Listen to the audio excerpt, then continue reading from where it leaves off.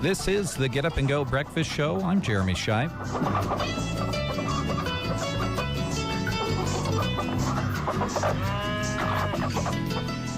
Glad to have you folks along this morning. If you were participating in the cruise event, which took place last night, hopefully you got some rest and were able to calm down your nerves after all of the fun. And I know that I can speak for those of us here at KCNI, KBBN. We are more than thrilled with the events that took place last night. When you start an event and you come up with something off the top of your head and you give it a shot, and you set a date for something, you don't really have any idea how it's going to go and how people are going to receive that. We gave a Thursday night a shot because, let's be honest, it's nearly impossible to plan something on a Friday or a Saturday these days with how busy people are. So we gave Thursday night a shot. We wanted to do something simple to celebrate all of the construction kind of coming to a wrapping up point. And boy, oh boy, did you folks participate. We had tons of people. Everyone pretty much agreed that we had not seen that much traffic on Highway 2 in Broken Bow in the 6 and 7 o'clock hour in a very long time. So thank you for coming out. If you have any pictures that you took throughout the evening, I know there were a lot of cool cars out on the street, and I know that some of you were taking some selfies inside of your vehicles. If you want to share those with us, you can email them to info@sandhillsexpress.com.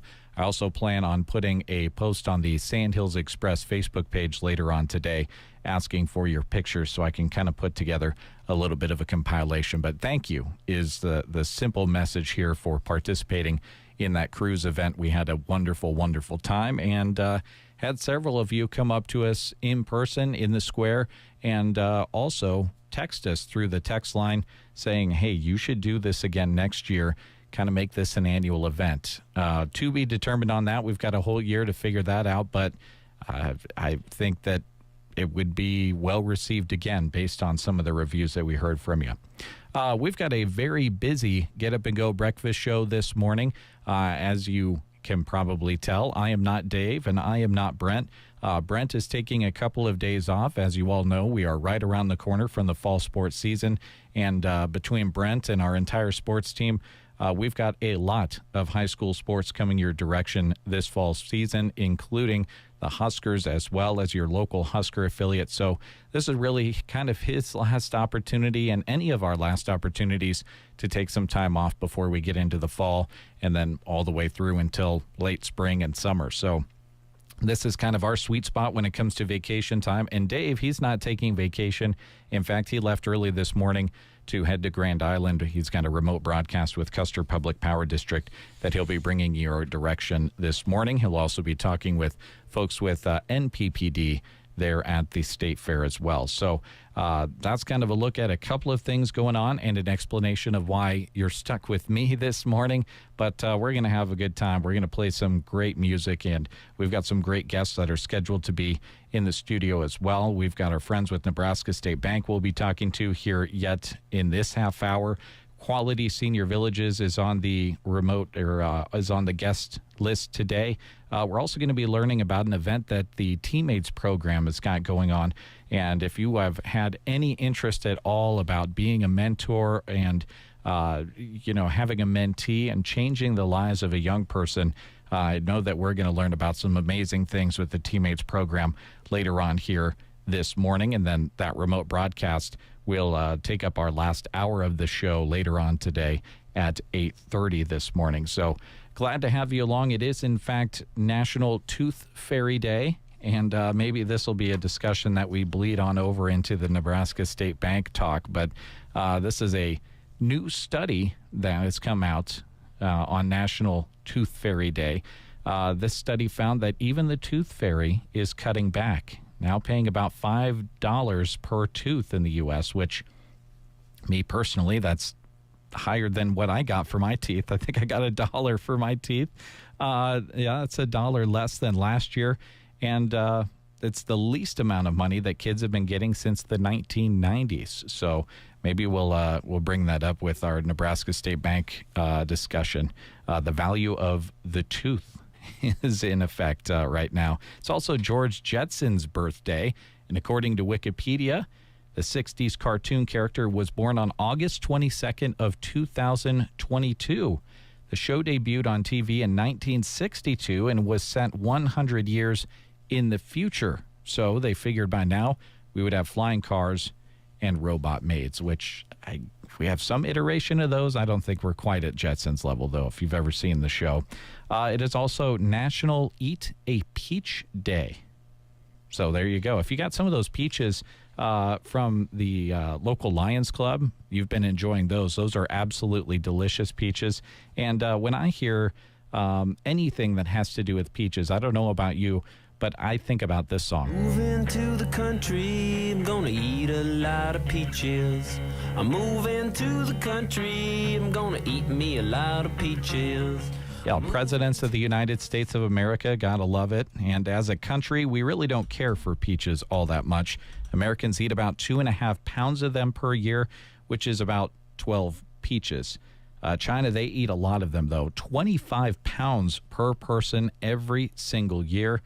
And by the way, peaches and nectarines, they're identical, except that peaches have fuzzy skin. Nectarines are usually cheaper as well. So do keep that in mind if you want to switch it up and maybe save some money that way.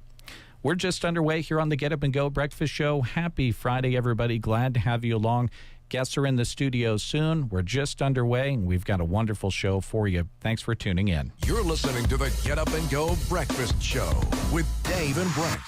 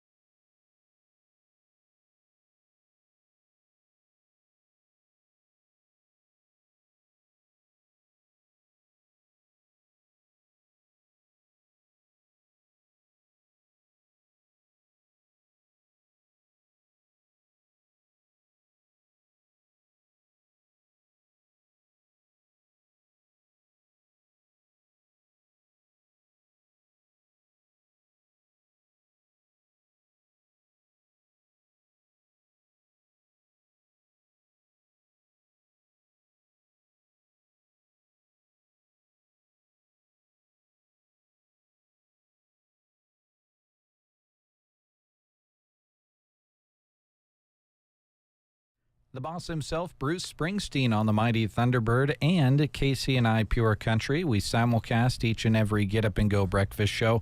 Worth reminding you that all of our breakfast shows are archived on KBBN.com and KCNI1280.com, so do keep that in mind.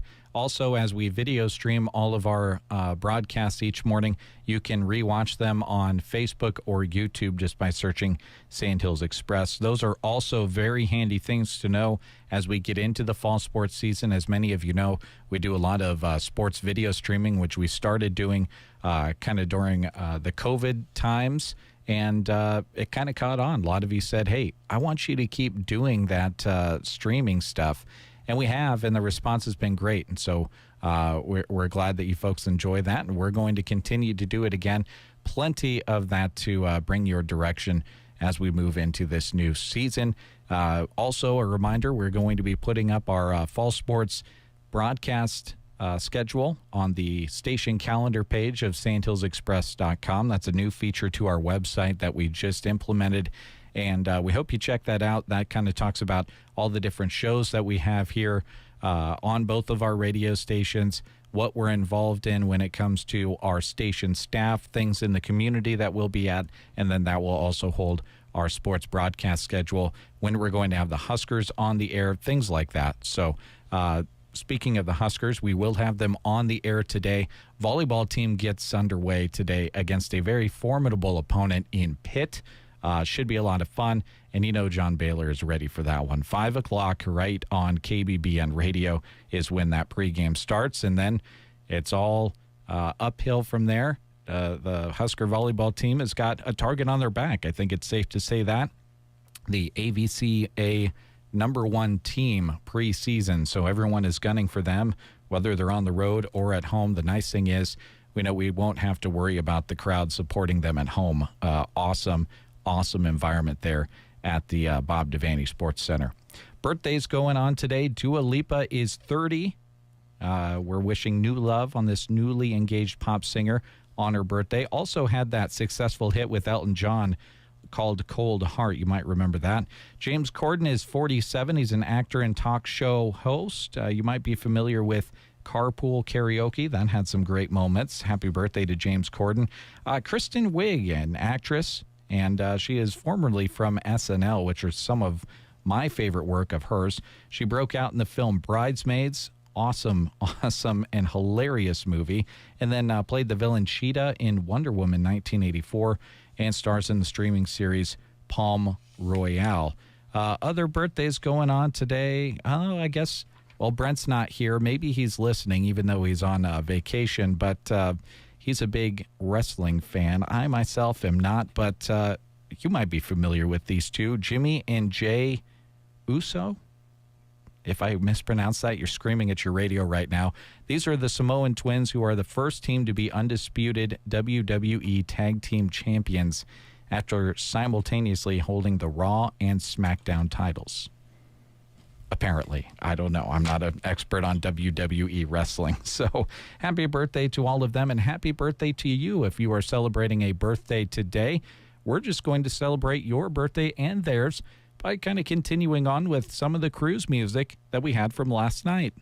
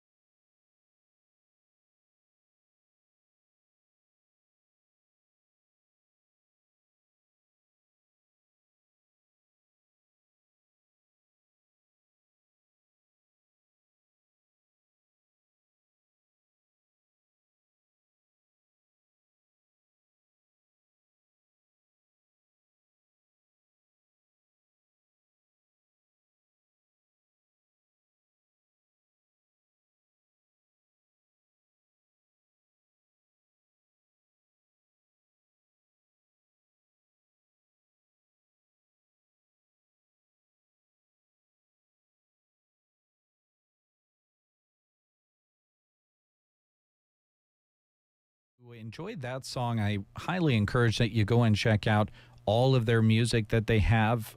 It's wonderful, wonderful music. Kind of has that same upbeat vibe, and it's just great music to listen to in the morning. So hope you enjoyed that one, and definitely check out more of their music if you would. Clothing Closet in Burwell is open from 1 until 4 o'clock at the First Christian Church today. So do remember that. We mentioned that Husker volleyball game against Pittsburgh. That is today at 5 p.m. Tomorrow, if you signed up to participate in the Melham Foundation Golf Tournament at the Broken Bow Golf Club, half of the battle is after you registered for a golf tournament is showing up to play in it.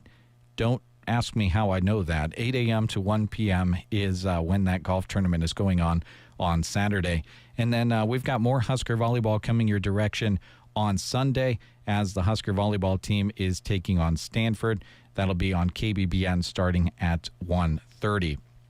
Other things that are around the corner, don't want to miss this. On Monday, the Nebraska State poet Jewel Rogers is going to be at the Broken Bow Library doing a reading. This will be really cool. That starts at 5:30 in the evening. So after you get off work on Monday, what better way to wrap up your day than to listen to some great poetry and speak with Jewel Rogers. You might be familiar with Johnny Rogers. That is his daughter.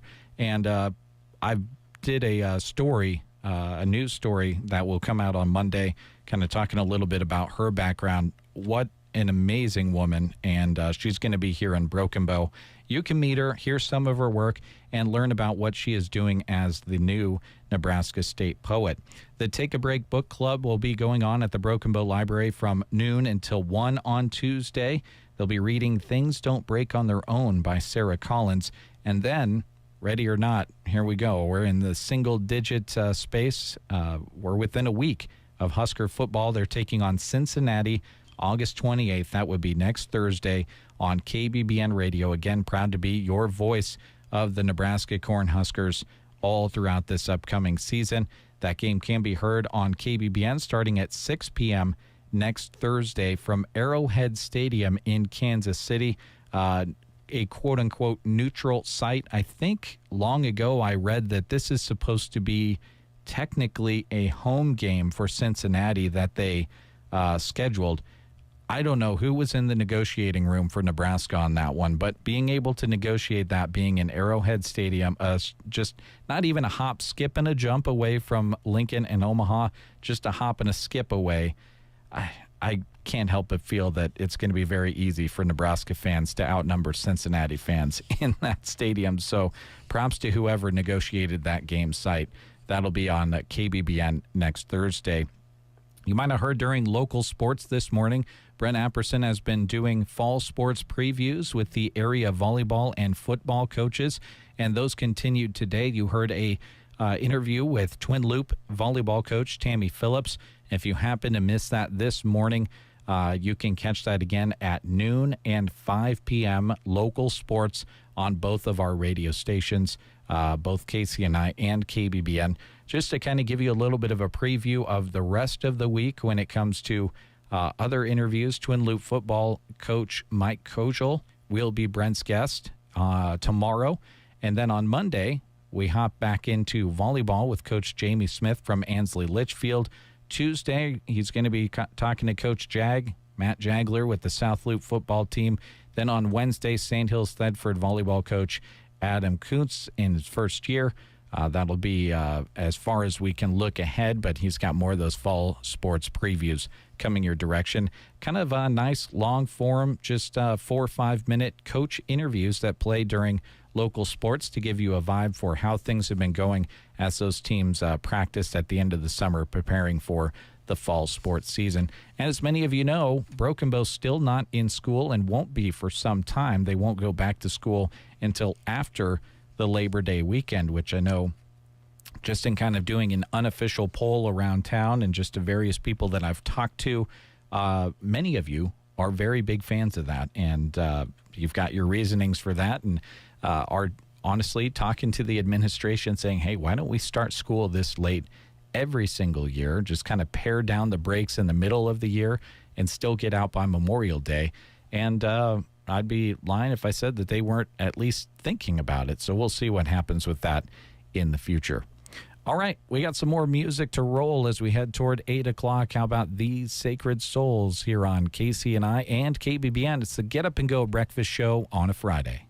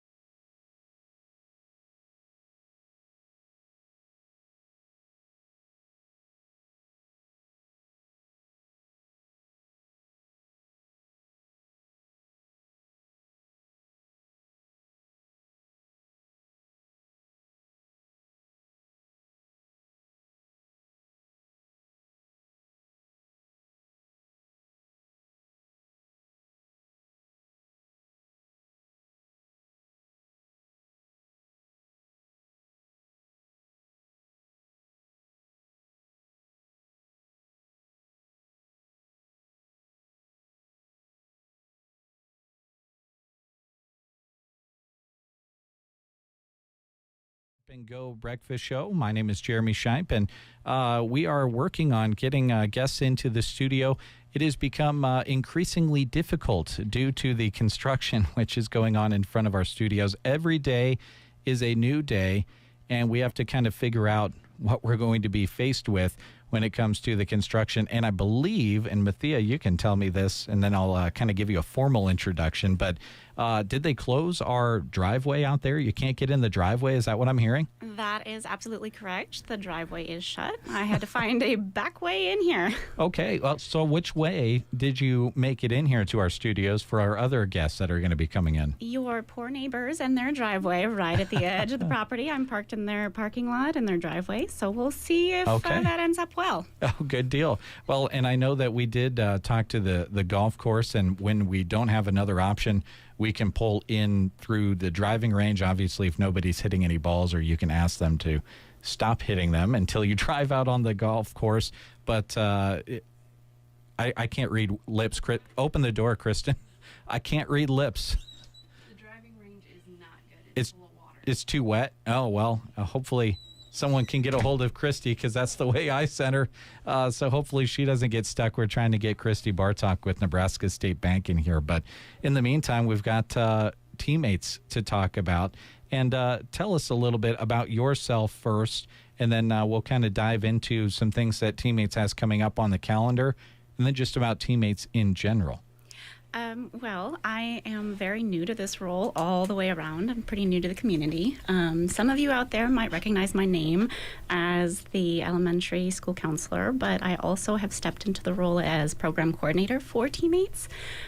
So I am definitely learning as I go, but I'm really excited to see what kind of impact that I can make for the program, for the mentors, the students, and their families all the way around. So I think that's part of Teammates, that, it's obviously a mentor-mentee thing first, but it really can affect people that are connected to both the mentor and mentee as well when they talk about their experiences and how it's affecting their lives too. I'm sure you've seen some of that being with Teammates too. Absolutely. I mean, Teammates kind of talks about a lot how it affects the students and how the mentor relationship is important for the students.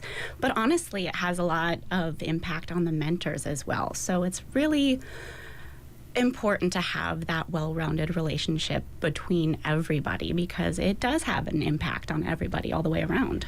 Yeah, and I know that if people have had a conversation with someone who's been involved with Teammates, or with somebody who is in a role such as yourself with Teammates, you hear nothing but good things about all of the awesome experiences. And every experience is different with Teammates, but it all centers around strengthening each other. And I think the mentor-mentee side of things brings a lot of strengthening. But I'm sure you see a lot of it the other direction as well. The mentor gets so much out of that relationship as well.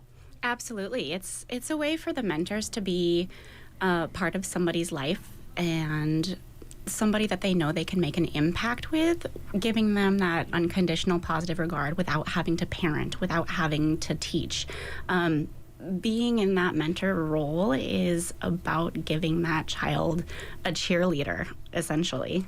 Yeah, and it's great to have those cheerleaders, because whether they have those cheerleaders already in other parts of their life, or maybe they don't at all, we could all use an extra cheerleader, or we all could certainly use our very first cheerleader. And I think that's the number one message to get across here, is whether you're signing up as a mentor or a mentee, no matter what your life situation is, we can all use another friend and another person to connect with. I think that's the important thing. Absolutely. Even as an adult, I mean, our relationships are important. So imagine how much that's going to be meaningful for the kids. Well, and Teammates has some specific events that are coming up, and we are going to talk about that. But if we've kind of piqued your interest, stick around.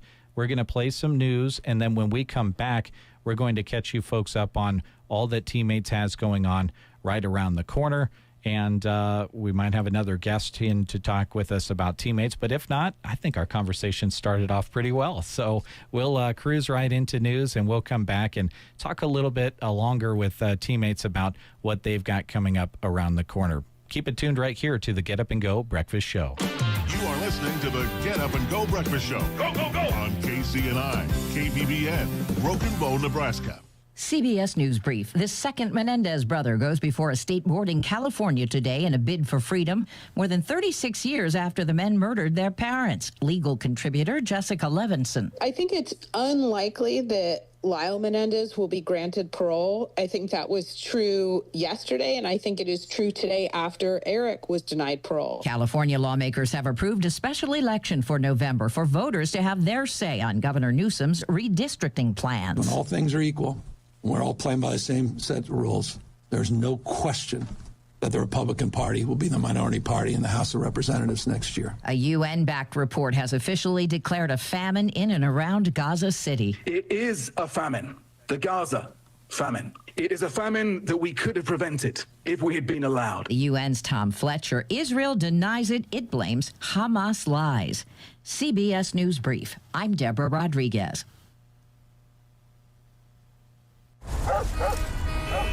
Do you hear that? Asthma triggers are everywhere, from dust mites, pet dander, and pollen, to smog and smoke. An asthma attack can strike anywhere, anytime. Be prepared with quick-acting Primatene Mist. Clinically proven to open airways quickly. It's the #1 FDA-approved asthma inhaler available over the counter. Primatene Mist. Breathe easy again. Use as directed. Jake from State Farm. I just beat my running PR, so I'm celebrating with the Banana Bonanza smoothie. Hey, and you can keep celebrating when you create an affordable price just for you by bundling your home and auto with the State Farm Personal Price Plan. Go bananas. I will. Hey, make it a large.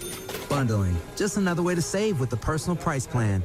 Like a good neighbor, State Farm is there. Prices are based on rating plans that vary by state. Coverage options are selected by the customer. Availability, amount of discounts and savings, and eligibility vary by state. Here's a look at Nebraska news. In a story released by KNOP, the Nebraska Land Days organization announced the performers for the 2026 Viera Wireless Summer Jam Concert Series on Thursday. Country music singers Treaty Oak Revival and Zach Top will be the headline in this year's concerts. Treaty Oak Revival will be the headliner on Friday, June 26th. They will be joined by 49 Winchester and the Wilder Blue. Zach Top will headline Saturday's concert and will be joined by Diamond Rio and Cole Goodwin. Tickets will go on sale Friday, September 5th at 11 a.m. The 2026 Nebraska Land Days Festival begins on June 17th. This has been a Nebraska News Update. I'm Jack Simpson reporting for Central Nebraska's news source. From the Fox Sports Studios in Los Angeles, here's Brianna Murrow. Bryce Terang helped the Brewers win their 80th game. Fly ball to right. Tucker is back. Tucker's still back and gone. Bryce Terang, a 2-run home run to give the Brewers the lead. Brewers Radio Network on the call. Milwaukee has a 7-game lead over the Cubs in the NL Central. The Nationals knocked off the Mets 9-3. New York has lost 16 of their last 21. The Royals beat the Rangers 6-4, and the A's swept the Twins 8-3. In NFL preseason action, the Steelers defeated the Panthers 19-10. Steelers' first-round defensive tackle Derek Harmon was carted off the field during the first quarter and has a sprained knee, according to head coach Mike Tomlin. The Giants crushed the Patriots 42-10.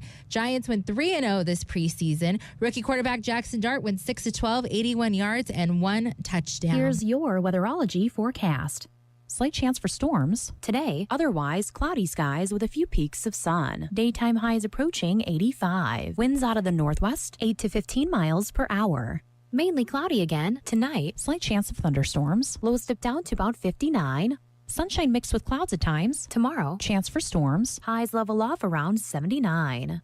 From the Weatherology Weather Center, I'm staff meteorologist Jennifer Wojcicki. When someone asks me, when is the best time to start saving for retirement, my answer is simple. It's today. Hi, I'm Tim McCaslin. And I'm Janet Lawhorn, your local Edward Jones financial advisors. We can help you build a plan for your ideal retirement by identifying your unique goals and help you keep on track to achieve them. The sooner you get started, the better. Call us at 308-872-6849 or visit edwardjones.com to schedule an appointment today. Edward Jones, member SIPC. 68 degrees at our studios here in Broken Bow. I don't know if Jack went out to give currents or anything. Jack, unfortunately, we're not going to be able to send it your direction. We got to keep things rolling. We got a packed show. So 68 degrees. We'll leave you with that. And you heard the weather forecast. And we'll just hop right back into our conversation about teammates with Mathia. We teased that we were going to talk about an event coming up next week. It's right around the corner. And all of that information that we talked about before leads into kickstarting it and getting things underway if you want to be a part of Teammates. Talk about this event that's coming up next week. Absolutely. Oh, so there we go. I had to turn your mic on. There you go. That's helpful. Our kickoff event next week is happening at North Park Elementary. It's at the same time as the open house for our students, running from 5 to 7. It's mostly for our students that we have coming in. Anytime the students show an interest in the program, they can sign up right there on the spot. Parents can ask questions, students can ask questions. We can even get kind of an idea from the students of who they might want as a mentor, and then I can reach out to that individual. That's not saying that adults aren't also welcome. Adults can come into the school if they want to be a mentor, and we could, again, start them going through that sign-up process to be a mentor. But yeah, absolutely. It's a great way to kick off. It's a great way for students and adults alike to see what the program is about, and just a way to get our faces out into the community as well. We talked a little bit off the air during the news break about the commitment that the mentor and mentee side of things for teammates is. We're all busy, let's be honest. We've all got a lot of things going on. But this isn't a huge time commitment that you're asking of people. It's a simple connection that is made with visits every now and then. And I think that's something for people to remember when they're coming in and learning about this. You can make a connection so quickly and in so little time and have such a big impact. Absolutely. And that's not to say it's awkward at first, because, I mean, any new relationship is going to have that moment where you're like, I don't know what to say to this person. But it's really... we're asking for 20 minutes to half an hour. You come in, you see your mentor, you maybe eat breakfast with them or you eat lunch with them and get an update about how their life is going. And, I mean, show them that you care. It's really honestly just the showing up that matters, because that consistency and reliability is what a lot of these kids need. Great. Well, Mathia, thank you for coming in this morning. Appreciate your time. And I hope that your trek out of the construction is not maybe as exciting as it was in getting here. But we're glad you made it in, and we appreciate your time talking about teammates. Thanks for having me. All right. This is the Get Up and Go Breakfast Show, folks. We've got more guests in the studio, and we'll be bringing them in after you hear this. It's that time of year. Time for the State Fair. The Secret Garden store outside of Myrna is closed, but you'll find them at the State Fair serving delicious frappes, smoothies, homemade crepes, and quiche. Still want to shop their wide variety of items even though the store is closed? Head to thesecretgardenonline.com. Always a great place to keep up with them, no matter the time of year. Look for the Secret Garden trailer at the Nebraska State Fair through September 1st. Don't let falling behind on your spraying affect your yield. Now is the time to book fungicide and insecticide applications on corn and soybeans with Aero Aviation. Not only can you fight disease, but you can improve plant health at the same time, increasing yields. Easily control insects like grasshoppers, rootworms, beetles, and western bean cutworms with the help of Aero Aviation. Call Casey, Melissa, or Kim with Aero Aviation at 308-872-5113 to talk about your options. At Gothenburg Health, we understand that women's health is personal. That's why our clinic and specialty clinic offers comprehensive family practice, obstetric services, and an OBGYN specialist to support you in every stage of a woman's life. From routine exams and prenatal care to specialized treatments, our experienced providers and specialists are here to guide and care for you with the sensitivity you deserve. Schedule your appointment today and experience the difference. Gothenburg Health Clinic and Specialty Clinic, helping people live their best lives. Make us part of your morning routine. Just really great music, and you guys are fun and active and lively and just a good station. Central Nebraska wakes up with Dave and Brent on The Breakfast Show. I find it kind of ironic that we just played something that talks about a morning routine when there has been nothing routine about this morning or how each of you got out here. Well, these two guys got out here just fine. They but were Christy, great. yeah. Me was a whole nother story as usual. Well, Christy, it's good to have you in. Yes, yeah. Anytime that you come in, Yep. we're talking with Nebraska State Bank. You folks have not met these gentlemen yet because we've just been talking to them off the air while I've been kind of starting the morning show. So we'll let you kind of introduce everybody, Christy, and then we'll just kind of hop into all things Nebraska State Bank. Yep, that sounds good. As you all probably know, Christy Bartok with Nebraska State Bank. I am the CFO there. What we decided to do today, we usually come in and either talk about the upcoming things or we donate our time. Today we decided to bring in Allen Capital Group. So I have Phil here and Brad. We have kind of a connection with Allen Capital Group.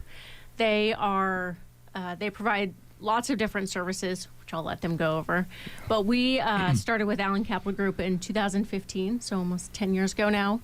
And they helped us with our retirement plans. And then anytime we have a new hire come in, they kind of sit down with them and go through their retirement plans, what their goals are long term, things like that. And it's been really just a great connection for us as a bank, because that's somebody that we can refer services to.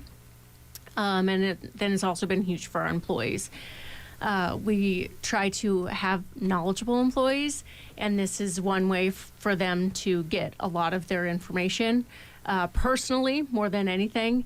And then if they need to, they can refer services on. Right. So we are no experts on investments or stock market or anything like that. And so that's when we are able to refer services on to Allen Capital Group.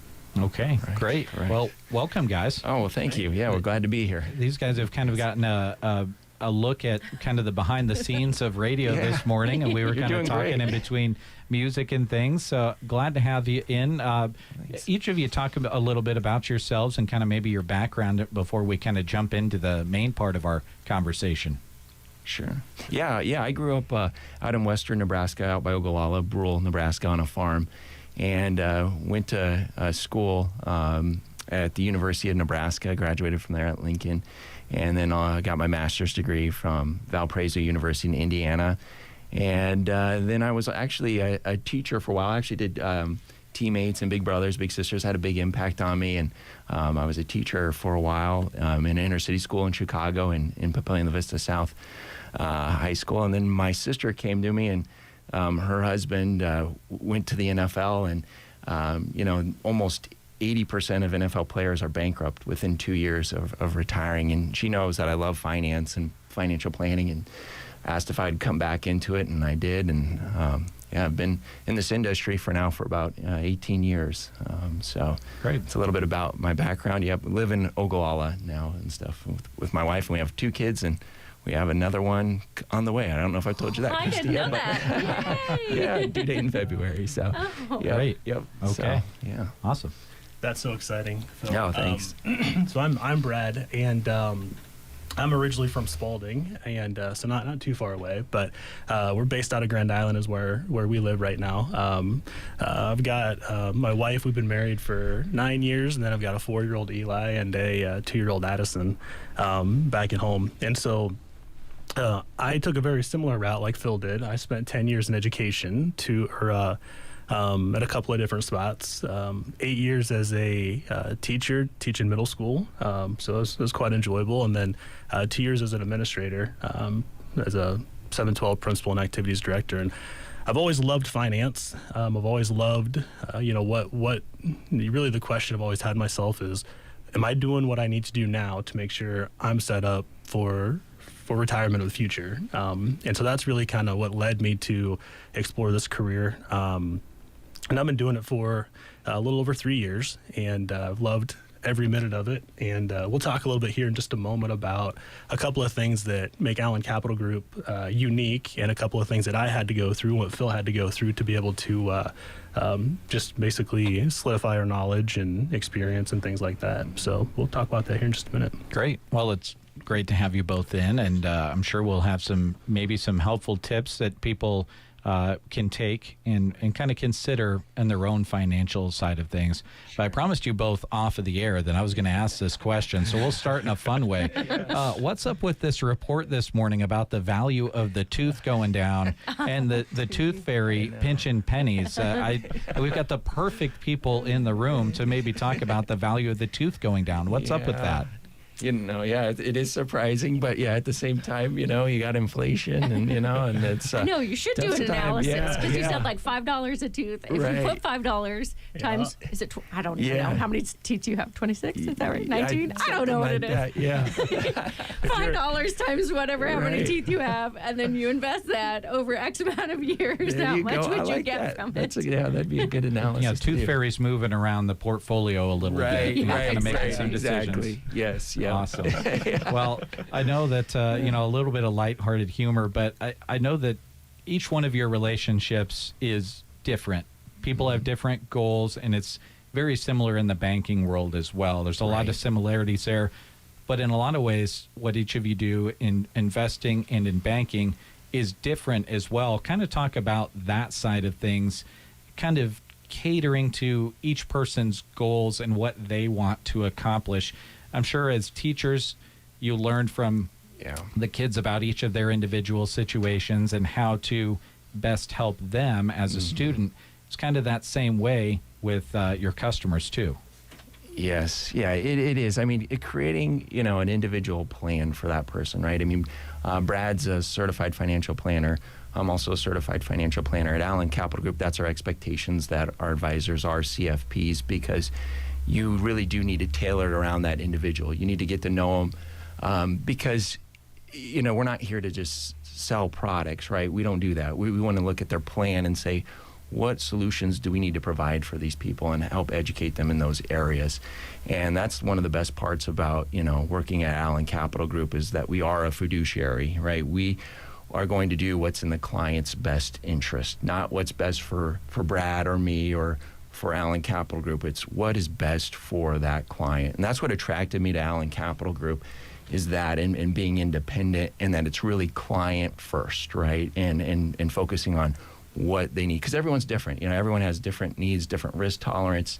You really got to spend the time to really get to know, that person really well. And so one of the main things, I've always talked about too is, looking for an advisor who does have a CFP, right? Because it's ongoing. First of all, it's a lot of knowledge that you have to go. Yeah. I mean, Brad would know. He just recently went through this and the exam. I mean, you're tested over, estate planning, retirement planning, insurance, taxes. I mean, all the different areas that involve a person's financial plan.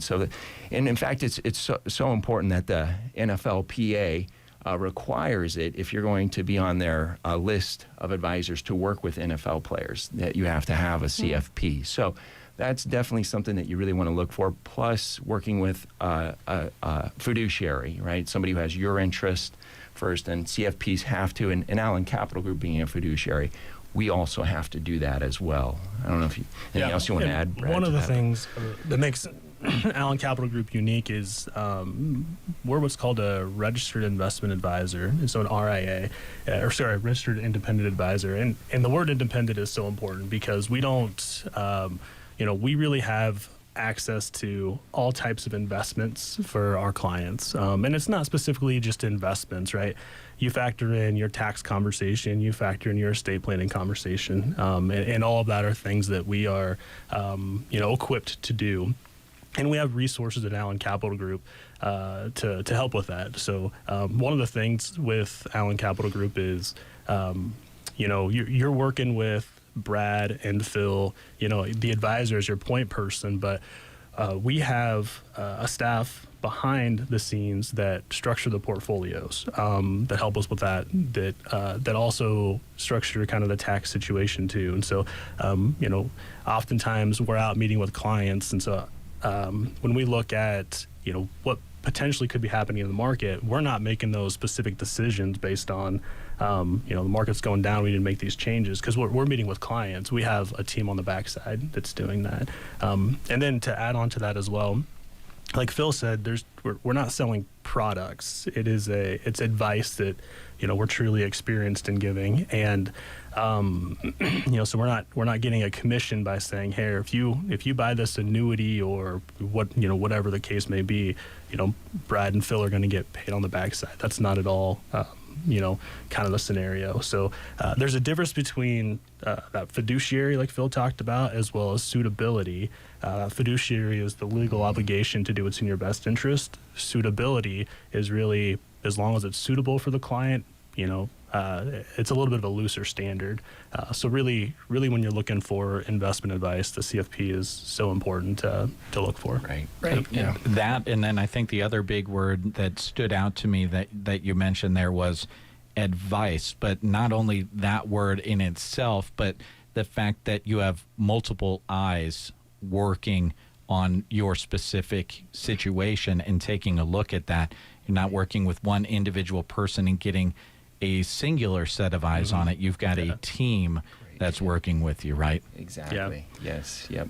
And I think at Allen Capital Group, we're almost approaching 40 employees in our company and stuff. So it helps to have that specialty in those areas to help us with our planning. So, great. Yeah, great point. And part of that too, what I'll mention is our main office is in Grand Island. We have offices in Omaha, Scottsbluff, and Ogallala. But the thing I'll mention too is we do have a client base all across the country. With technology, we've been able to meet with clients that in Washington, Oregon, DC, you name it, we have clients there. And so it's at the same time, we really love that face-to-face connection. So meeting in person, that's just something that's just so important. Yeah, right. And I think that was a big reason Nebraska State Bank started to have the connection with them. Is that's not something we provide. We don't provide those types of services, and so we wanted to find somebody that could do that in a way that we expected and honestly respected on the way they handled that. And that was one of the ways. They actually do our bank retirement plan, and then obviously the connections with all of our employees. So it's been really honestly just a huge valuable relationship for us over the years. Well, and all of us locally, knowing what we know about Nebraska State Bank and how the bank conducts themselves as a business and the way they support the community and all of the wonderful things you do as a bank that you don't have to do, but you do because you want to be connected to the community and make those right decisions and do those amazing things. It kind of, you guys have a good person and to represent Nebraska State Bank, who sits very highly in the minds of people here locally. So you've got to be thrilled with that relationship too. We really are thankful and blessed to have Nebraska State Bank and people like Christy and Stuart and Betsy and Carol, John, all the great people that work there. We're blessed to work with them for sure. And you're working with someone who just got into her vehicle off-roading career. That's right. I'm all facets of thinking of it. Yeah, you learned something new about her today. Yeah, she can off-road through it and get in married through to a construction. Farmer. I have to. Car washes in the future. Yeah. Well, believe it or not, we're low on time, guys. But is there anything that we didn't touch on that you want people to know about your services or yourselves before we close out here today? I think the main thing, because a lot of people ask, what do you see with the market and coming up, right, and how will that play out? And I always tell people, look, we're going to see volatility, right? The trade wars, inflation, interest rates are all going to play a big part. No one knows that, right? And I'll leave you with this statistic that I always talk to clients about, because the key is to stay invested, right? The market's going to try to buck you off, but you got to stay invested over time. If you look go back to 2000 and let's see, it was 2004 for the next 20 years. If you missed first of all, if you invested 10,000 in the S&P 500 during that period of time, you would have over 63,000 during that period of time. But you missed the 10 best days during that 20-year time frame, you go down to a little over 29,000, right? That your 10,000 turned into. Yep. So here's the key: you have to stay invested, because most of those 10 best days occur during really volatile, bad periods of time, right after really bad times. So I always tell clients, get your portfolio stress tested so that you will stay invested. So that way, hey, if these downsides will occur, and they will happen, right? We're in a good part right now, but it can go down. That you'll stay invested and stick with it. That's a key piece of this. And start young. That's the other key. Start young. You take Warren that Buffett always said, money. That's right. Warren Buffett always said the greatest tool you have as an investor is time, right? And so that's really important too, to start young. Yeah. Come visit us. We have a lot of different things that we do, different than a lot of the other financial advisors that you've seen. And also getting into alternative markets, right?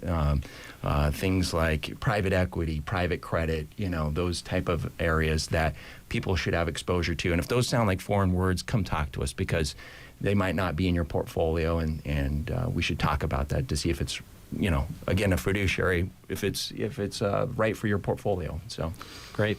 Allen Capital Group, you can look them up online. Yes. You can obviously stop in the bank. We have their information if you need it too. I think any of those would be great. Awesome. Well, thanks, guys, for coming in. It was great to meet you. Yeah, likewise. Good to meet you, too. All right. Nice meeting you, too. Best of luck to you on the construction trail. I feel so powerless because all I can do when people are leaving is wish them the best of luck. Exactly. Because I don't work for the construction. I don't have any control over that. Right. So I really wish I could help more, but I really can't. Yes. So No, I don't know. Good luck. Yeah, maybe we could shuttle you somewhere or something, but I don't know. So thank you. Thank you, Jeremy. Thank you all. Appreciate Thanks, it. Thanks for Christy. having us here. Thanks, Christy. Our guests on the Get Up and Go Breakfast Show a little bit later than we were hoping to have them on. Thank you to the construction, but hey, it's all, as we saw in town, it's all because we're going to have a new, smooth, beautiful road. Great turning lanes. It's going to be painful on the way, but when we get there, it's going to be awesome. So it'll all be worth it in the end, right? We'll take a break and we'll come back with more after this. Life moves at the speed of light. Don't let pain put you on pause. At Rise Rehab and Performance, we believe everyone deserves to feel their best without pain holding them back. Whether it's recovering from an injury, managing chronic pain, or just getting back to doing what you love, our expert team is here to help take the first steps toward healing. Personalized care, cutting-edge treatments, and results that speak for themselves. Rise Rehab and Performance, 872-5800. We rehab, you recover, then rise.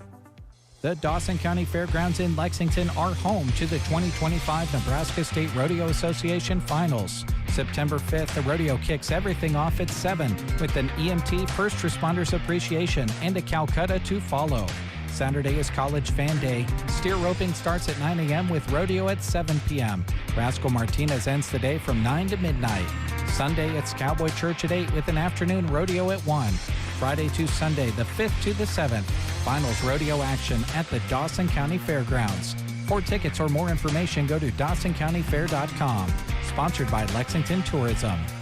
This is the Get Up and Go Breakfast Show. It's 8:32. Very, very soon, we're going to be going to the Nebraska State Fair. Dave has got his annual conversation with Custer Public Power District as well as NPPD, so we'll be going there soon. Sounds like Dave is hooked up, and I can, in fact, see that he is hooked up and ready to go. A little bit more business to take care of here in the studio first.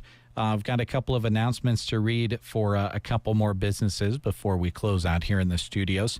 It is with much sadness that the Quilting Shack has made the decision to close their doors. Their last day is coming up a few days from now on Saturday, August 30th. But until then, you can shop the store and receive 50% off store-wide. Some exclusions do apply. This does not include any machines. They do plan to be open from 11 until 5 today, and next week, Monday, Tuesday, Thursday, and Friday, 11 to 5, and Saturday, 11 until 3. They do have to be closed next Wednesday. There are still many bolts of fabrics and sewing notions, craft supplies, etc. to stock up on.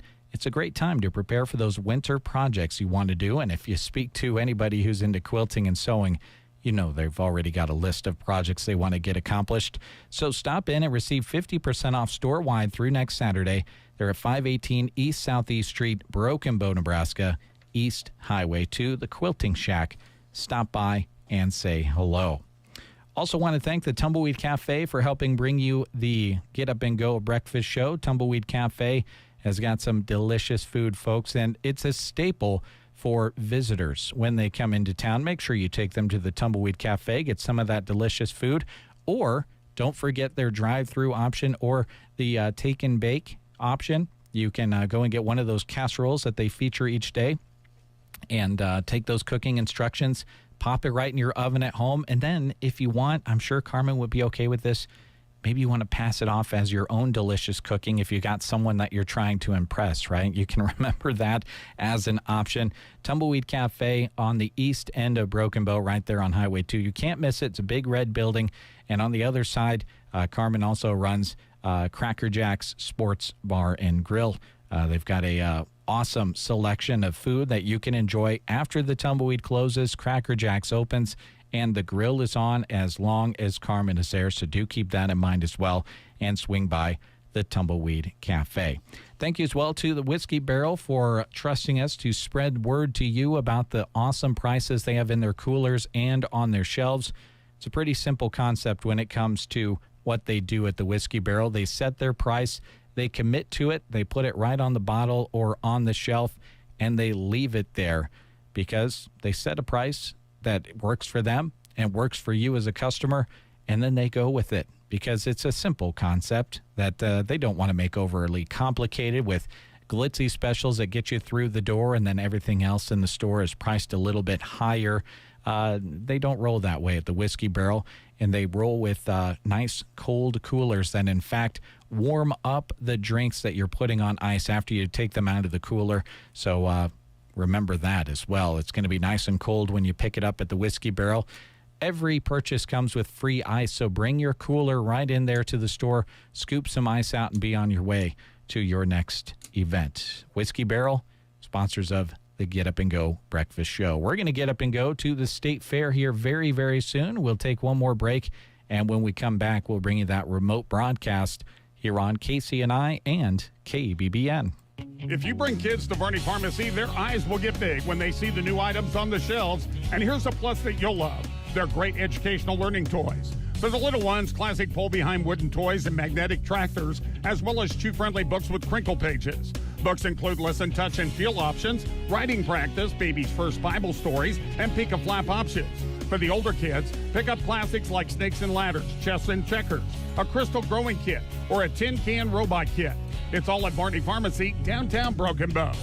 Whether for a night alone, a date night, or a fun family night, nothing compares to a night at the movies. See movies at your local theaters, the Fox Theater in Broken Bow or Cozad. Head to watchthefox.com to see what's showing. Fridays are new movie day. Ask them about theater rental for your event, celebration, or meeting with or without concessions in a movie. No matter the time of year, gift cards to the Fox Theater are a perfect gift. The Fox Theater in Broken Bow and Cozad. Visit watchthefox.com. Building something big or just tackling a do-it-yourself project, whatever your vision, they've got the supplies you need to make it happen at Ansley Lumber and Supply. From lumber to paint, tools to hardware, Ansley Lumber and Supply has it all. With top-quality products at unbeatable prices. And with their friendly expert staff, you'll get the advice you need to get your job done right. Visit them today in downtown Ansley at Ansley Lumber and Supply. Open Monday through Friday, 8 to 5:30. Open Saturday, 8 until noon. When severe weather occurs, the outcomes can be devastating. Ranky understands cleaning up and returning to normal can be a long process. The trained personnel at Central Nebraska Diesel are ready to assist you in getting your irrigation system back in running order. With a variety of services available, equipment and repair parts, Central Nebraska Diesel can provide the help you need. Working together with Central Nebraska Diesel and Ranky will ensure your irrigation needs are met. Contact Central Nebraska Diesel, your local Ranky dealer, and see what they can do for you. This is Maggie from Nebraska State Bank, and I've got exciting news. We've given our website a total makeover that's fresh, intuitive, and designed with you in mind. It's easier to use, packed with helpful tools, and has everything from side-by-side account comparisons to quick videos on fraud tips and how to save smarter. All there to help support your personal, ag, or business banking needs. Drop by nesb.bank and explore the future of community banking online. Nebraska State Bank and Trust Company, member FDIC, equal housing lender. Back to school? More like back to work and back to riding with AgLane ATV. Whether you're hauling feed, checking fence, or sneaking in a weekend ride before the homework hits, Polaris has the machine to help you get it done. AgLane ATV is stocked with all the latest models and accessories to keep you prepared and ready for whatever the season brings. Stop by AgLane ATV on West Highway 2 in Broken Bow and get geared up for fall. Always wear a helmet, never drink and drive. In the morning, you are awakened by the twitter of a little bird. Now it's Dave and Brent. I knew there was a reason I got out of bed this morning. The Get Up and Go Breakfast Show on KCNI, KBBN. It's time to get up and go to the Nebraska State Fair, our annual remote broadcast with Custer Public Power District and NPPD. They're going to be talking about all sorts of things over the next hour, and Dave is ready and set to go there. And Dave, just a little talk through our broadcast here this morning. If you want to take a break a little bit into it, I can give you a little bit of time to reset back here at the top of the hour or right around that time, and then send you back that direction for the last half hour or so of your conversation, which I know is going to be very informative, and you've got a lot of subjects to cover. So with that, we'll get your time started and send it your direction, Dave. Thank you very much. We are live here from the State Fair. Rick Nelson is here. Rick, good morning. Good morning, Dave. How are you? Good. Good. And we have more guests we're going to be visiting with. We are going to be visiting with some guests. But Taryn, well, first of all, I want to apologize for the wait. Oh, yeah. We have a situation, as you know, where people can't get to our station to get on the breakfast show, so that kind of threw the schedule off this morning, so we apologize for that. No worries. So Taryn tells us we're getting old. I think that was the essence of what she was trying to describe. And could it really be 16 years, 15, 16 years we've been doing this radio show at the State Fair on opening day? First State Fair here in Grand Island, so I guess it's true. Yeah. So if we, think back a little bit, Dave, we've been standing in water puddles. We've been down at the corner. We had, pretty soon here we're going to have to listen to the national anthem. How many memories are there of that?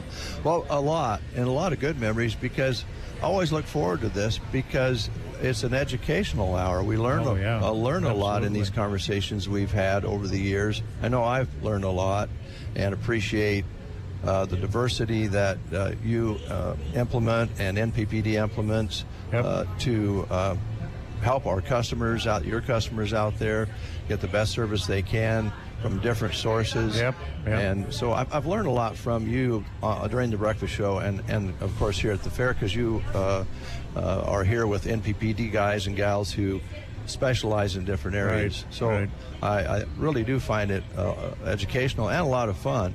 Also did see Kelly at Secret Garden down around the corner. They're here from Broken Bow. And down around the corner. Encourage folks who come to find the Secret Garden here, and I know that Ryan Anderson is here from the Garden Center with some of the furniture that he sells, and so kind of look for the local flavor when you're here. But it looks like the carnival's set up and ready to go, so they're just chomping at the bit down there, getting ready to go. My wife asked me when I left this morning, "Are you going to stay and take in the fair?" And I said, "I've always left before all the activity gets underway here on the first day." But there'll be bands marching around here pretty soon. And there's also some young people that have brought their champions in different animal categories and also crafts and so forth that have been awarded to come to the State Fair. So be sure and walk through there and take a look at that. But do stop here at the NPPD and Custer Public Power booth, because you'll learn something, right? Right. So we'll get knee deep into the booth. I thought it was funny. They're setting up over here on one of the stations that John Schulte will talk about here in a little bit, but it's kind of like kids in a candy store over here trying to set up a circuit and then power it with a battery. So there's a lot of fun stuff here. We'll talk about. One of the things that we've always prided ourselves on is, like you said, we talk about what's coming and this, generation and load. And we brought in John McNally, who is, I forget your title. Yeah, good morning. John McNally, Government Affairs Manager. Right. So we brought John in, and even though he is a government affairs manager, we won't hold that against you, John. Well, appreciate that. Nothing sacred on this radio show. Just I'm going to try to be good, John. I really am, because I've just met you, and but I don't have to. You don't have to, Rick. and I had some pretty good skits lined up for the person that you're filling in for. Let's just put it that way. So you're kind of off the hook, really. Oh, outstanding. Yeah. Well, I'll take what I can get. So Tom is, he's got, I don't know, a customer meeting or something, an annual customer meeting today. So he thought he couldn't miss that, even though this is the radio show and he loves being here. Well, I've always enjoyed visiting with him. Even back when you brought him into the studio the first few times, he was not in this before position. He was the Pope. Before he was, that's right. Before he received the popeship. The poof. Oops, excuse me. Yeah, but of course he was in to talk about the nuclear side of things, right? Because that's what he was doing then. We won't spend much time on that today, Dave. Oh, that would okay. Make me feel better. You know how I am about that. Yeah. I know how Joan is, and I respect her. Yeah, I respect her too, because she's my wife, and she reads more than I do. She's smarter than I am. You know how it goes, John. Same. Yeah. So so the first thing we wanted to talk about a little bit across the state. I don't know if everybody's been hearing this or not, but the governor talked about bringing in load and trying to serve that load. There's a lot of load coming in, both from a data center perspective, which it's all the way across the United States, and from the bioeconomy. So, there's just a lot of load coming on, and NPPD is no different than OPPD or LES. They've all got load coming on. The rest of the United States has that same. AI is propping up and really coming on hard and heavy, and they need data to do that, and they need someplace that has low-cost power, so they're kind of trying to come here a little bit. With that, that's kind of outside of Custer's area a little bit, although we might see some load coming in. But from NPPD's perspective, it takes us a while. We're certainly not going to go out and build something on speculation, and so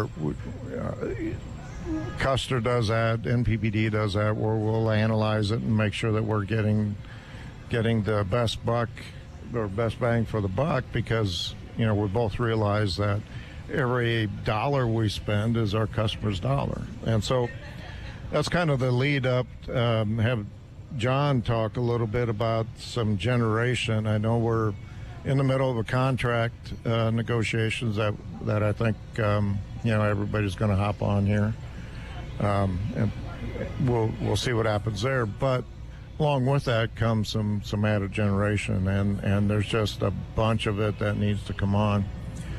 I take us back one more little story back into the early 70s. 72 to be exact. There was a irrigation versus electricity summit, I'll say, a meeting put together. And I was just reading some articles here this last week about what that meeting was about, and it was kind of funny how the governor, I think it was Governor Exxon, maybe at that time. Yes. Actually came out and said, well, Nebraska's running out of power, so we need to be careful. Where have we heard that before? So, back in that early 70s, it was irrigation. And so NPPD stepped up and said, well, we need to change some demand rates. And so having those same conversations today about it's not irrigation coming on, but it's data centers, it's crypto mining, it's bioeconomy, green hydrogen kind of stuff. How are we going to build for that, and how we're going to pay for it? So I just thought it was kind of comical how back in 1972 they're having the same conversation we're having today. The product of that, of course, was Gerald Gentleman 1 and 2. And the Cooper Nuclear was already built at that time. And they were talking about, there's going to be some price pressures happening, and it's going to affect the residential customers because there wasn't much irrigation back then. So anyway, I could go on and on and on about that story, but the whole point is, history kind of repeats itself, and it is kind of funny where we're back in that build phase again. And John, I know NPPD has some generation on order. There's some planned generation. kind of run us through that. A little bit. Yeah, thanks, Rick. Pretty good setup there. Rick's been doing this a little bit longer than I have, so I always enjoy listening to the stories and learn a little bit more. But Nebraska Public Power is just historically we've tried to adjust to load demands and different needs of the state. And so in reaction here, over the years we may add maybe 10 megawatts a year in new load. And in the last 2 years, we've added about 175. Wow. And so it's really, it's come on pretty quick, and we view it as a nice opportunity. That means that the economy's doing well, and we've got some good jobs out there. So it's a good sign for us. But in response, we put together a sort of a package that we call Empowering Nebraska's Tomorrow. So it's a kind of a three-pronged approach that we're looking to roll out here statewide for new generation. The first one is a new power generating facility. So we're going to add 700 megawatts just north of our current Sheldon Station facility in Lancaster County. And those will be all natural gas units, so very dispatchable. So if there's an immediate need, we can get those up and running within a few minutes. So very reactive power generation there. And then those will be online, we're hoping, by June of 29. So as Rick stated, we're doing the engineering work and the consulting work, and we've got those on order, and we'll get the grading done and start getting those in. So we're pretty excited. That's our first initiative. Princeton Road Station is the name of that facility. So pretty excited. And then following up closely, we're putting 3 combustion turbines down in Beatrice. And so that's an additional 700 megawatts. So we're looking at a total of 1,400 new megawatts of dispatchable, reliable, affordable generation here in Nebraska. And then the third piece of that is we're looking at a license renewal of our Cooper Nuclear Station. So the initial generation for that was a 40-year license. We did a 20-year renewal, and we're looking at another 20-year renewal. That facility has been extremely reliable and safe operations for us for over 50 years. And lastly, I'll just throw in a quick plug. We're doing a study with the state of Nebraska on small modular nuclear reactors, and the license renewal. He burst the bubble. So I apologize. Yep. I apologize. I'm the new guy, so grant me some grace on this one. But the renewal of the Cooper license will allow us to license the new small modular nuclear reactors, which are at least 10 or 15 years off. But we're taking a look at that currently. So that when you renew the Cooper, that's an added piece of that in the contract. As far as the smaller nuclear pods? Yeah. So there's 22 nuclear operators in the country. We are one of those. And so to operate a reactor, you have to have an operator's license. And so the Cooper license allows us to open new facilities. So the small modular reactors is a emerging technology that we're taking a 'Look at. Rick's been telling this is going to happen for a few years now. Probably 10 or 15. That many? Yeah. 10 or 15 years from now, you'll be going, it'll be 10 or 15 years. Yeah. I feel.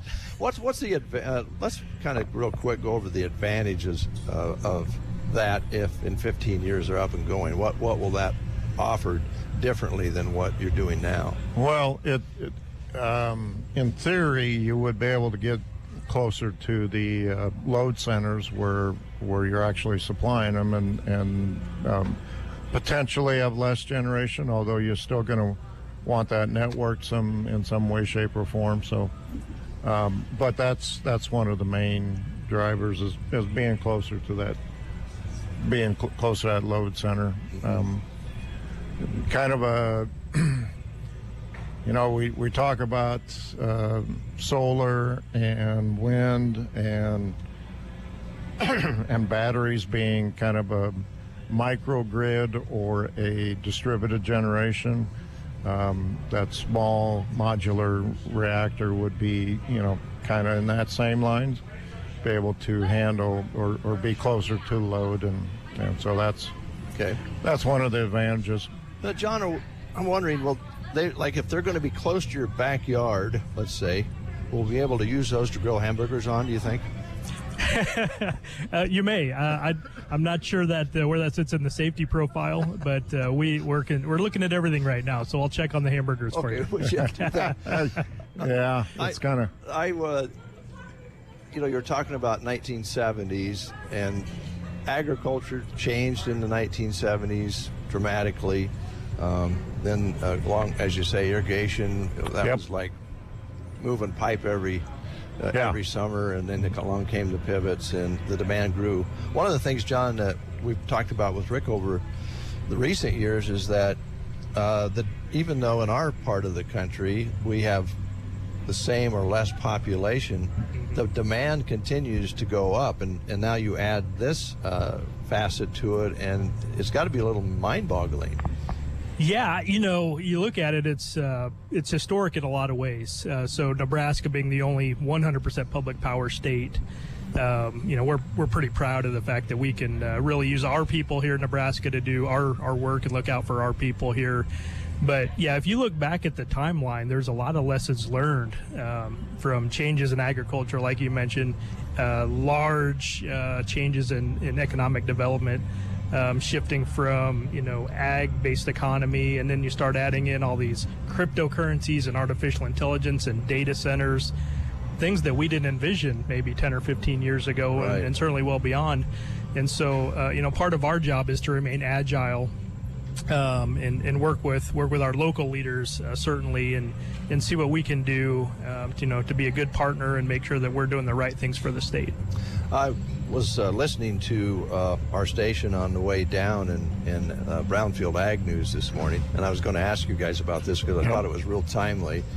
And I think I know the answer to it, but there was, I can't remember what the title of the gentleman was, but he was talking about the conversion of energy by farmers and putting it online to provide some relief there. And he said, I won't quote him here, I don't think I can remember exactly what he was talking about, but he said, well, a lot of power producers don't want farmers to put electricity on the grid. And I thought to myself, and tell me if I'm right here, well, that's the case in other places, but public power is different. The power companies who are selling the power that are private companies don't want to see that. But I'm sure there's some hoops that would have to be jumped through to make that happen. But it's nice to know that you guys are public power and would at least look at something like that. Yeah, I think, for me, innovation in Nebraska has always been one of the benchmarks that we have, really, really smart people. And when you're looking at the ag industry especially, there's no more innovative people than our ag producers, from handcrafting different pieces of equipment that they need that they can't buy, they just go make it, to being able to calculate complex formulas about fertilizer and seeds and just all of the things that go into ag production. Farmers are certainly well positioned to understand the power industry and understand the impacts of what they can do and what their public power provider can do.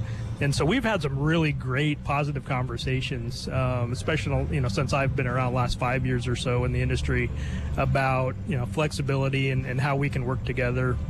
And I think it's been very productive. And so, again, things are changing very rapidly, and so everything needs to be available for a conversation. And so I would really, maybe Rick can weigh in as a rural power provider, some of the stuff that he's seen. But yeah, that's certainly part of the conversation. Well, moving forward, we got to take a viewpoint, which might be a little bit different than in the past, of everything should be on the table.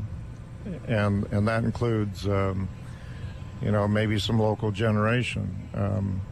We have the ability to go up to 10% of our peak load with QLG, which is qualified local generation.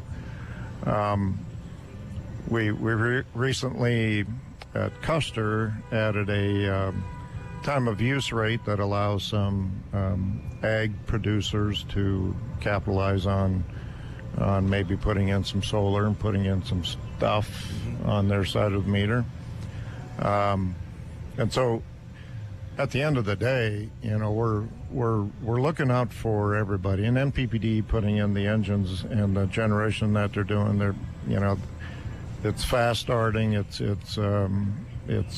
a generation units that can react to changes in voltage, changes in frequency, and so that's huge if we're going to be building some of this other stuff, and certainly helps out. So it's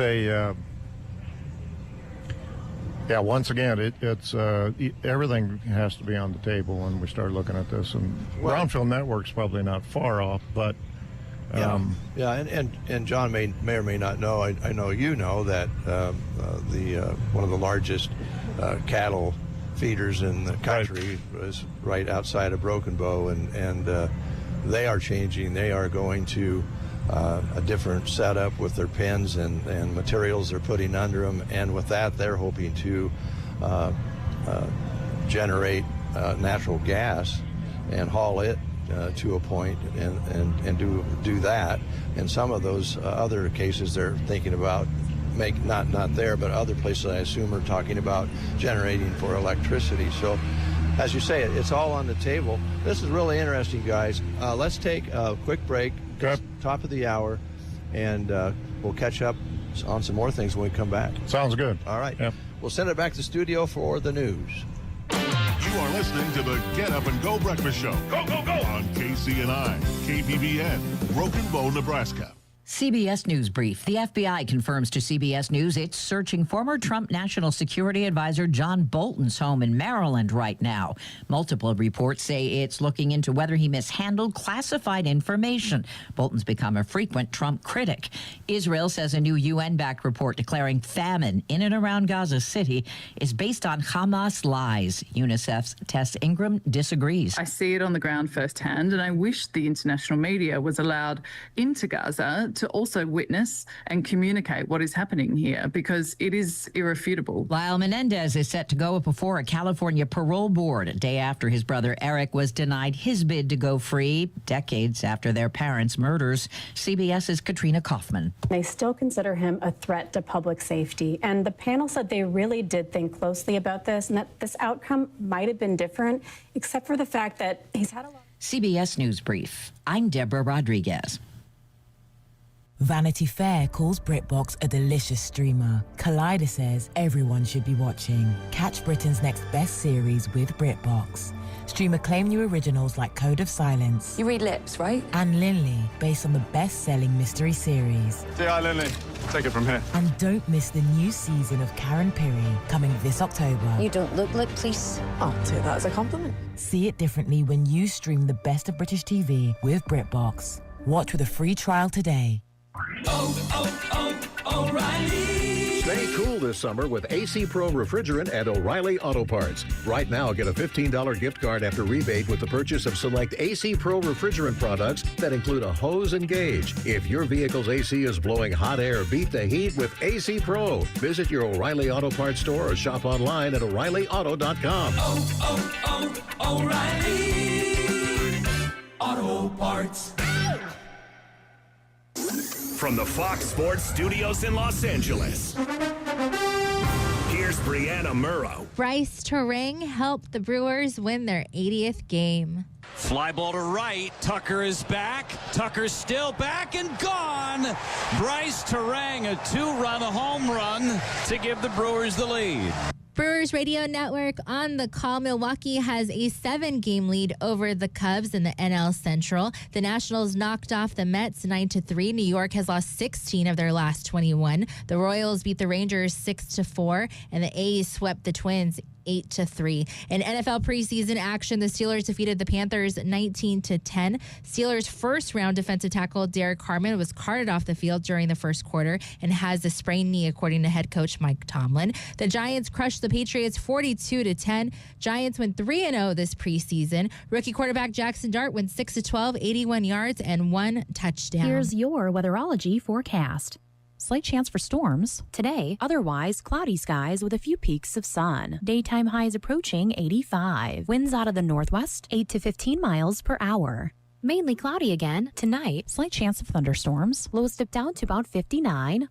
Sunshine mixed with clouds at times. Tomorrow, chance for storms. Highs level off around 79. From the Weatherology Weather Center, I'm staff meteorologist Jennifer Wojcicki. Currently at our KCNI KBBN studios, 71 degrees, mostly cloudy. Winds are calm. Barometer up to 30.09. Relative humidity dropping back down to 83%. Precipitation this month stays at 3/4 of an inch. That beautiful sun rose this morning not that long ago, 6:55. We're only a couple of hours into the day, and we've got much more to learn at the State Fair. We'll be headed that direction after you hear this. Designed with pride, sold with integrity. That's Palmer Monument in Broken Bow. Their staff is trained to assist you in the decision-making process. You'll know you're getting a result built from the very best workmanship and the highest quality of materials at Palmer Monument, Broken Bow. Looking for banking that fits your lifestyle? At Burning Bank, our online and mobile banking puts the power in your pocket. Check your balance on the go, set spending controls, and stay ahead of fraud with real-time alerts. Pay bills, view transactions, and manage your money anytime, anywhere. Bank smarter, not harder with Burning Bank. Fast, secure, convenient. It's time to build, grow, and thrive. Call Burning Bank today. Burning Bank, member FDIC. At Team Physical Therapy, we offer extended hours 7 a.m. to 6 p.m. Monday through Friday, and walk-ins are always welcome because we feel convenience couldn't be more important when it comes to your health. Even further, we can visit you in-home for physical therapy if you can't make it to our office. From pre- and post-pregnancy pain to dry needling and everything in between, call Team Physical Therapy at 872-5111 or visit us at myteampt.com. It's your choice. Choose right. Choose Team Physical Therapy. Thank you so much for tuning in to the Get Up and Go Breakfast Show on KCNI and KBBN Radio.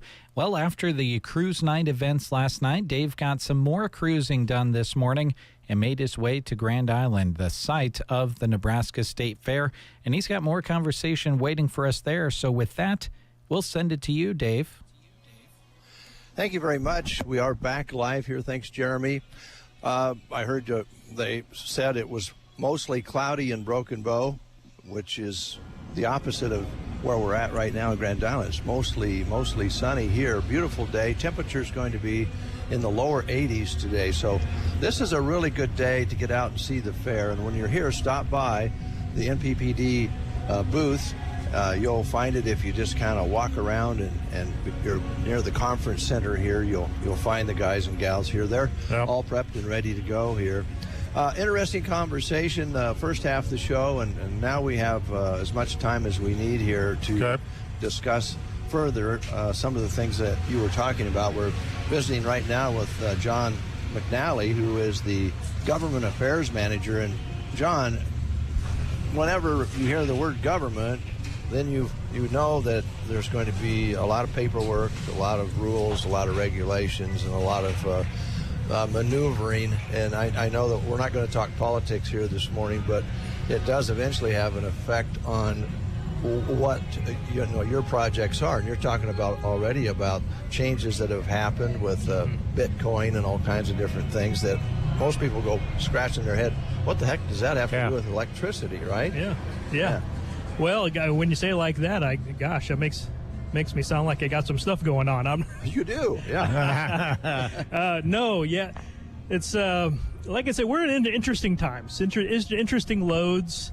As a power provider, you don't really get to pick and choose who you provide power to, right? So we like to accept all customers.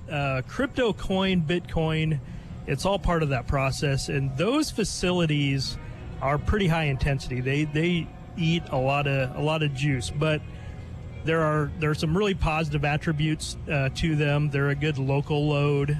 They provide some local funding, and they're a good steady load because they're flexible, which we like. And so we're starting to see more of those across the state. Not everyone's a fan. That's okay. Again, it's up to the local folks on if that's a type of load that they're interested in. But of course, data centers are starting to come in as well, and artificial intelligence centers. Those are some very high capacity energy users that we're trying to trying to have some talks with to make sure that we know that they're coming in and that we can make sure we've got enough power for them. We don't have a lot of data centers in our footprint. We don't have artificial intelligence in our footprint, but we are in conversations about what would that look like if that changes. So again, we're always open to conversations with our customers, potential customers. And from my desk where I sit, I do a lot of work with our policymakers. And so this is energy use and generation is a pretty big conversation piece for a lot of our policymakers. The governor has weighed in. A number of our state senators have a lot of questions, which we think is great. So it's a statewide conversation. Everyone's going in with their eyes open, just trying to make sure that we can understand what the impacts are, and we want to make sure that everyone's comfortable with those impacts if we can. And so, yeah, we're just we're trying to be as flexible and responsive as we can be, certainly. All right. Yeah, so John was talking about, before the break, John was talking about generation that NPPD is adding. And I think even beyond that, you know, we don't plan for 2 to 3 years. We plan for 8 to 10 and have a rate track that at least goes out 6 years. And we maybe talk a little bit about that in a bit. But one of the things that, as I said, that load is being added, whether it's Nebraska, Kansas, East Coast, West Coast. They're looking at everywhere, and they want to blow up, and they want to be the biggest, and they're racing towards it, dumping trillions of dollars into putting in these data centers. So we talked on one hand about what NPPD is doing. OPPD is doing the same thing. LAS is Lincoln Electric System is doing the same thing. Southwest Power Pool, of course, is the entity that's kind of resting above NPPD, and so it's that organization makes sure that the power in our area stays on. If we go back to 2021, and I think we all remember the coldest day in February. Winter Storm Erie, I think. There was some things happening within the SPP footprint, Southwest Power Pool footprint, and so reliance on whether the wind blows is not necessarily a good thing, and I think SPP. Going through their large stack of generation, because they actually bring into the market the generation. Somebody like NPPD, bids into the market and then see what they take. That gets complicated, but at the end of the day, SPP is worried about how much generation is out there and how much can they call on. One way for them to make sure that they have enough is to raise their margin, to raise their, what's that called? It's a planning reserve margin. Planning reserve margin. So when I'll give you an example. So in the wintertime, it's almost doubling the amount of reserve that you have to have, and that's from a capacity side. So that's kind of like having steel in the ground. Okay. Is essentially what it is. So you got to have enough steel in the ground to cover your load plus 36%. So you automatically cut away 36% of your total generation. You can only serve up to that. Which then, if you do have that load, such as NPPD, you need to add generation, and that's what that 1,400 megawatts, part of what that 1,400 megawatts that they're adding in the first two tranches is to kind of get into that planning reserve margin in the wintertime, but also in the summertime. I think they're bumping up 2 or 3 or 4% from where they were. So kind of puts some utilities into a bind if they're close, and so NPPD is that's part of their planning mix. You were talking about a lot of things going on, a lot of things to look at. Well, that's just another piece of that pie that we need to deal with. I don't know, John, you got anything to add to that? Yeah, I just got to dovetail a couple of thoughts, but it's, essentially on your hottest day and your coldest day, do you have enough generation plus a little bit more in case something trips off? Or because we're in a 14-state balancing authority, if one of our neighbors has something trip off, could we cover each other? And so that planning reserve margin, just make sure that we can always keep the lights on regardless of how harsh the conditions are. Okay. Thanks, guys. Yeah, does that make your head spin? Are you okay with that? I was thinking about, radio guys, when they have like nightmares or dreams and you can't sleep, it's like you're at a remote and the guy at the other end won't let you on the air, or the equipment doesn't work, and you know how those dreams go on, and you wake up, you go, I may as well get up, I'm not going to get any sleep. I don't know how you guys sleep at all. It's complicated for you guys. So I can take you back to 2012. We can talk about that again, but I'd rather not if we don't have to. Well, I wanted to give you a chance with any final thoughts in this area, and then probably talk a little bit about what's happening here. We've got to get to the booth. Yeah. The other part maybe would be worth bringing up, and you guys could comment on this. You mentioned got to keep the lights on, keep the electricity on, and again, we've talked about this 100 times. Rick and I is that, well, we go to the wall, we turn on the switch, and we expect that electricity to be there. And you guys are doing all this forward planning and adjusting to the demands. And then along comes Mother Nature and messes everything up, like it did just recently at the east end of the state. Oh, boy. It tore things up. It's worth mentioning that it doesn't go unnoticed, I don't think, that you on your end and the guys and gals that go out and get on the bucket truck and travel to help somebody else that just got hit, and then in return someday that'll be the other way around. That's got to be kind of a good feeling for the whole team, doesn't it? Well, it's that way all the way across the state, and it doesn't matter if you're really big like NPPD or Lincoln Electric System or OPPD, Omaha Public Power District, or Custer Power. Yeah.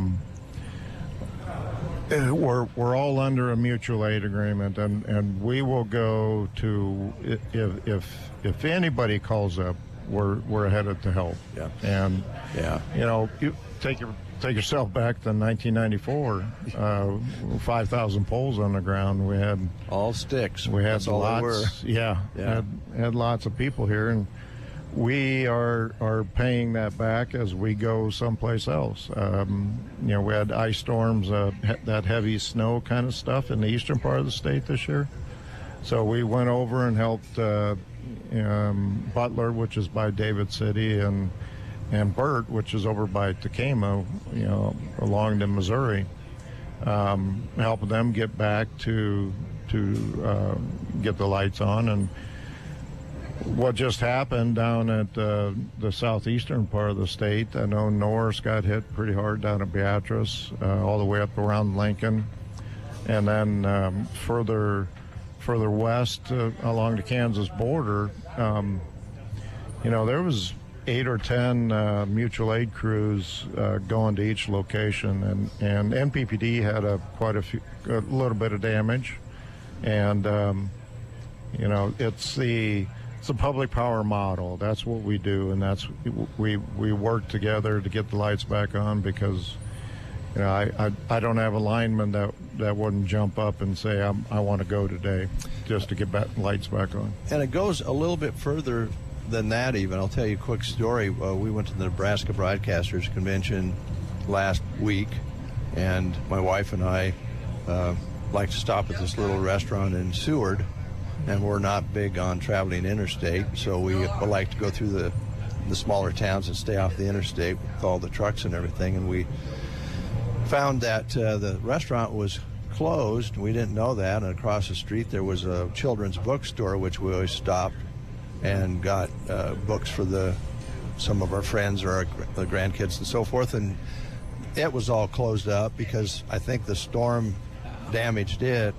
And there was a temporary location that we went to, and the gal was very nice. The lady that owned it was in this temporary location, and it was all in this little place, and it was a mess. And she said, when we were paying for the books, "Where are you from?" And my wife said, "Well, we're from Broken Bow." And she just stopped, and she said, "Thank you. There's some guys from Broken Bow here helping us put things back together." So it nets. Not the electricity comes back on because you all know what you're doing, but it nets communities together a little bit when they help each other out like that. Oh, absolutely. That's a cool story. Yeah. That's fantastic. Yeah. All right. You want to switch around? Thank you, sir. Yeah, thank you very much. I appreciate the time. And jump in if there's anything else you want to say. We'll just he's not off the hook completely yet. Oh boy. Okay. Yeah, I'll stay close. How about that? That's we're going to bring in John Schulte. I think is that how you say your last name? Yep, you got it right, Rick. And you're energy education leader. Is that correct? Correct. Yeah, I've been with the district now for 3 years, and some of you guys maybe in the ag sector have heard of the grain weevil product going into the grain bins, the robotic system. So Chad Johnson used to hold this position before me. Right. And so through some of the energy education initiatives that he did and the robotics programs that MPPD supports along with across the state in our wholesale customer areas, he had a farmer go, as a farm kid, I was the run of the litter, so I always got in the grain bin, and I had to be the one to clean the grain bins out. He's the run? Oh, man. Oh, my God. I was the run. I'd hate to see your siblings. I'm the run on both my in-laws' side and my side, but I was born and raised in Pleasanton, Nebraska, so not too far from you guys' area, but yeah, I always had to get in the grain bins, and Chad, who held this position before me, he had some friends in the Aurora area that said, "Hey, Chad, I wish you and Ben could build a robot so my family and I didn't have to get into the grain bins, because entrapments, everything like that, we all know somebody where that's happened. Yes. If you've been on the farm long enough. And so part of that initiative is really what we do in energy education is how can we do workforce development, STEM education, so that we can find hopefully who the next company like Grain Weevil is, born and raised right here in Nebraska, but how to dovetail to that new generation, back to what you guys were talking about, is not only if we build it, they will come, meaning we have some of the cheapest electric rates in the nation, so we have the ability to lure companies to come here. But why that's so vital to our economy in Nebraska is because then we can provide high-paying, high-quality jobs for our own kids growing up. So hopefully the initiative is they don't have to leave Nebraska. They can find something that will provide for their families here. And that's what we're about, is how can we provide education opportunities to get our youth invested in STEM education so that we can have the engineers, the line technicians, the substation technicians, the plant operators, so that we can have them homegrown here and keep them in Nebraska. Wow, that's a nice presentation on the importance of what you're doing there, and that goes across the board beyond electricity, providing electricity. We all want our young people to come back and grow our communities, and this is a big platform for it. And just for example, what we do is, my partner Kim, she's in the career side as well. So working together, one initiative that she's passionate about is we'll do like utility career days. We did a utility line camp down at the York Operations Center. And we had students come from all over Nebraska to take part in that if they think they're wanting to be a line tech. We do a hands-on event to where the kids get to go up in the bucket trucks. They get to actually climb the towers, fall arrest, real-world job preview, so to speak, so that if they're interested, we give them a taste of it, but then we're going to encourage them, go to your local public power provider, And if you're interested, ask if you could do a job shadow with those guys. Or we like to hold them at our plant facilities, like you mentioned nuclear earlier. We'll do one at Cooper Nuclear. We'll do one at Gerald Gentleman Station. We'll do one at the Norfolk Operations Center.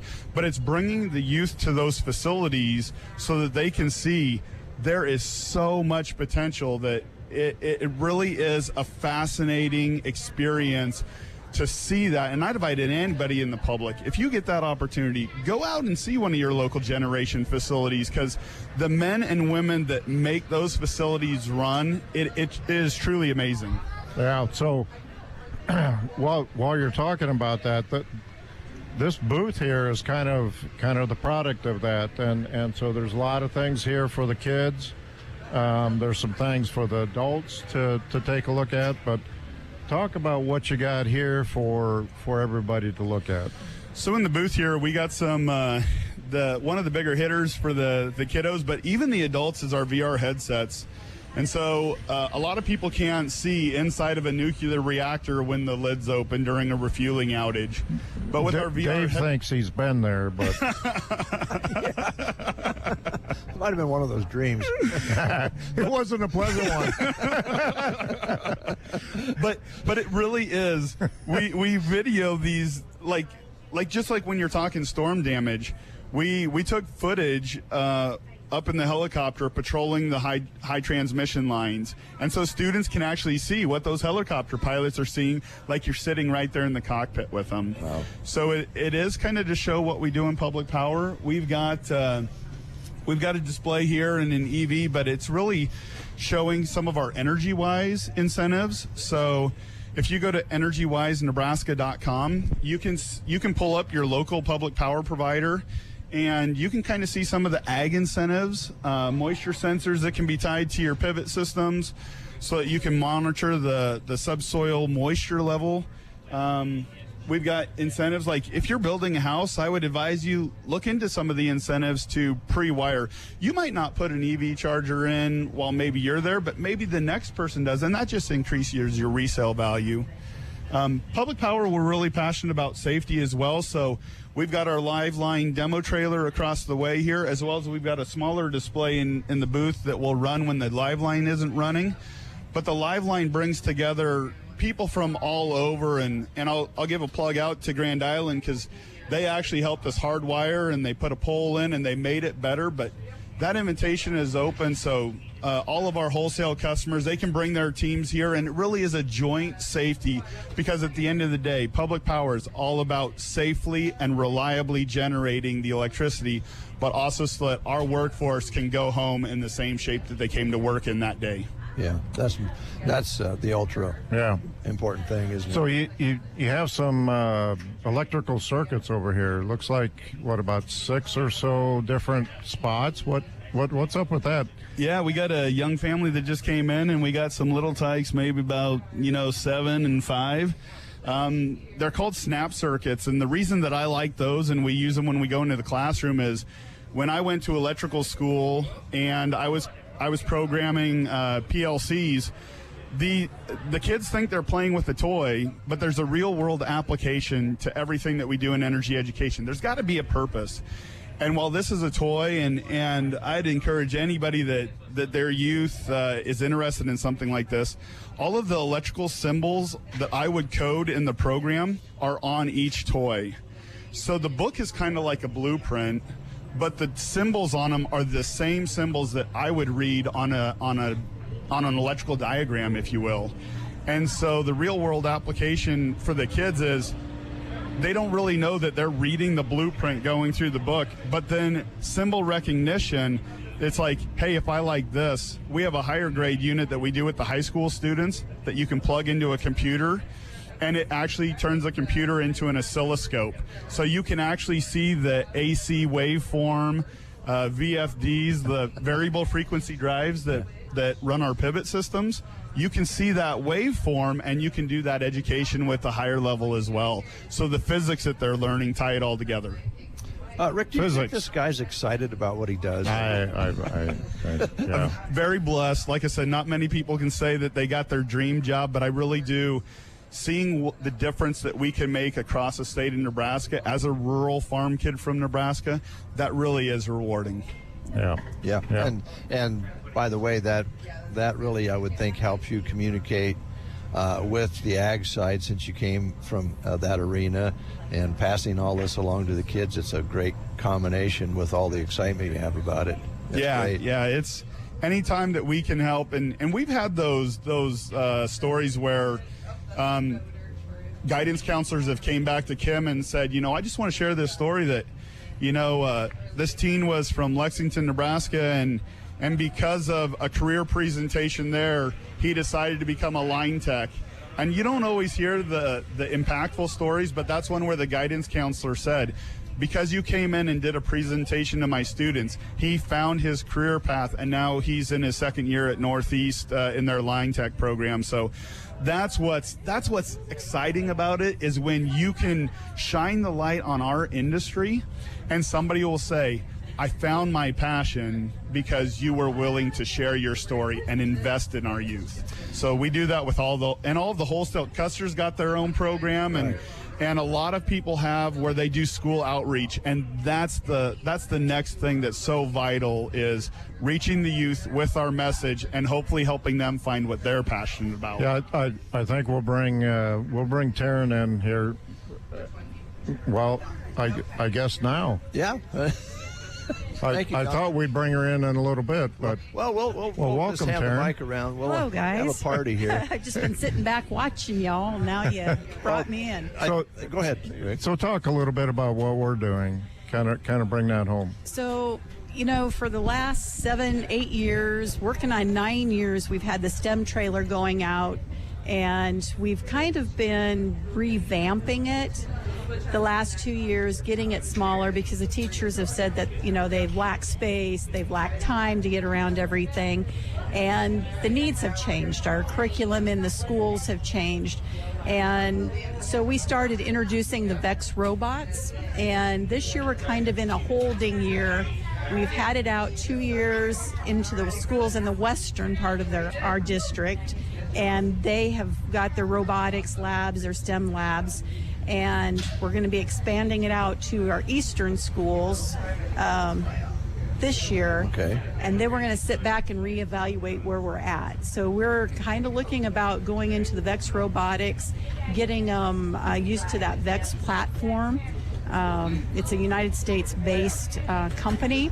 They do a lot of robotic competitions. It's the format and platform for our robotic competitions in the state of Nebraska, in the eastern part of the state. So we're kind of starting to get the schools to embrace that. And it helps with coding, it helps with engineering. They've expanded into virtual, and they can do online. I mean, there's a lot of tools and resources with the VEX program. Right. So, yeah, and I would imagine in a short period of time, a few years, you'll be changing it again because of all the things that happen so quickly anymore with technology. Well, that's it. Everything that we've had in our STEM lab, we're down to the final few items that technology has changed so much that we are not supported it. So, we've had to each year reevaluate what are we losing for support, and keep looking at it, and the needs of the schools change. Yeah. I'm pretty proud of the schools that we have. I think there's 13 schools within our service territory. Pretty proud with what we've done over the last 8 or 9 years with the STEM lab. Lots of, as Taryn said, we started with a shotgun approach and had all kinds of different things that they can do. Whatever they gravitated to, they could do. Virtual reality came in, and I think we brought in an embroidery machine, and that got well used, and so there's been all kinds of stuff that we've changed over time, and Taryn is we've moved off to these VEX robots, and I think once again they're climbing on that and really want to participate. So I'm just proud of what we're doing, and it's been very successful. Yep. And you had BD was a part. BD is a part of it. Yep. Darren, also away from the technology side, and Rick may want to speak to this as well, you have the scholarships and different programs that you have to encourage people to take a look at becoming a lineman or something else. Yeah. So, I have a really exciting story. We took a camper to the NREA camp sophomore year, and usually when those campers come back from that NREA camp, they're tired and they sleep in the car when I pick them up. This young man talked all the way from Camp Kamika back to Broken Bow. Then he came in, and he was kind of not our traditional camper because he's a Muni kid. He's a Broken Bow Muni kid, and we still send them to camp. But he came in, thanked the board, and he said, I know what I want to be. I want to be a lineman. And he remembered what I told him about needing to apply ahead of time to Northeast because of the waiting list. He's already been into job shadow as a sophomore. Wow. And, he knows what he wants to do. And that's what going out to the schools with the STEM, that gets me in the door, that gets them familiar face, that gets them to where they're not scared to talk to the linemen. Right. And the teachers, public power is local. We serve our friends, family, and so the kids know the linemen. They know who those kids of the linemen are, and those are volunteers in our community. So, public power, Nebraska needs to be really, really proud of that. Absolutely. I agree. And I've noticed over the years that people who do become linemen and involved, they stay with it. That's their career in most cases. You don't see a lot of a change in. There's not a lot of turnover once they become a lineman. It's got to be gratifying because they stick with it. Absolutely, and they're excited to be there every day. Yep. And go ahead. What you usually see is if you get a lineman apprentice and they're from another area, they're there because there was an opening, and most of our linemen want to get back to their communities where they grew up at. So, we'll see some young men, come in occasionally that aren't from our service territory. They'll be there, they'll get their journeyman, and then they'll move to where they came from. Mm-hmm. And that's what's nice about public power is we can keep our kids local and where they came from. Jonathan, that leads right into what you were talking about, and that's getting these young people to return and help their communities grow. So, it all fits together really nicely, doesn't it? Well, and another initiative that we do is we started hosting teachers' workshops, and we just did it. And to tie that in, why we started doing those is we were seeing about 15,000 students a year across 84 counties, and what we're trying to do there is we found that we can have that touch point with the students, but we also realized that if we could upscale the teacher can then touch every class year after year after year. And then we also rotate that around the community colleges. So the first one we hosted was at Central Community College in Columbus. We kind of worked out the kinks. And then we went to Northeast, and then we went to Southeast. And the thought process behind that is we bring the teachers to the community colleges, and then we also tour the campus. We tour the generation, the plant operator position at Southeast there in Milford. We go through electrical mechanical, which is a good pathway to substation techs. We tour Northeast and the line tech and the electrical mechanical. It's to get those teachers there. I mean, this last, we just held it here the end of July, and we actually stayed in the dorms at Southeast campus. So it's kind of like reliving your college days.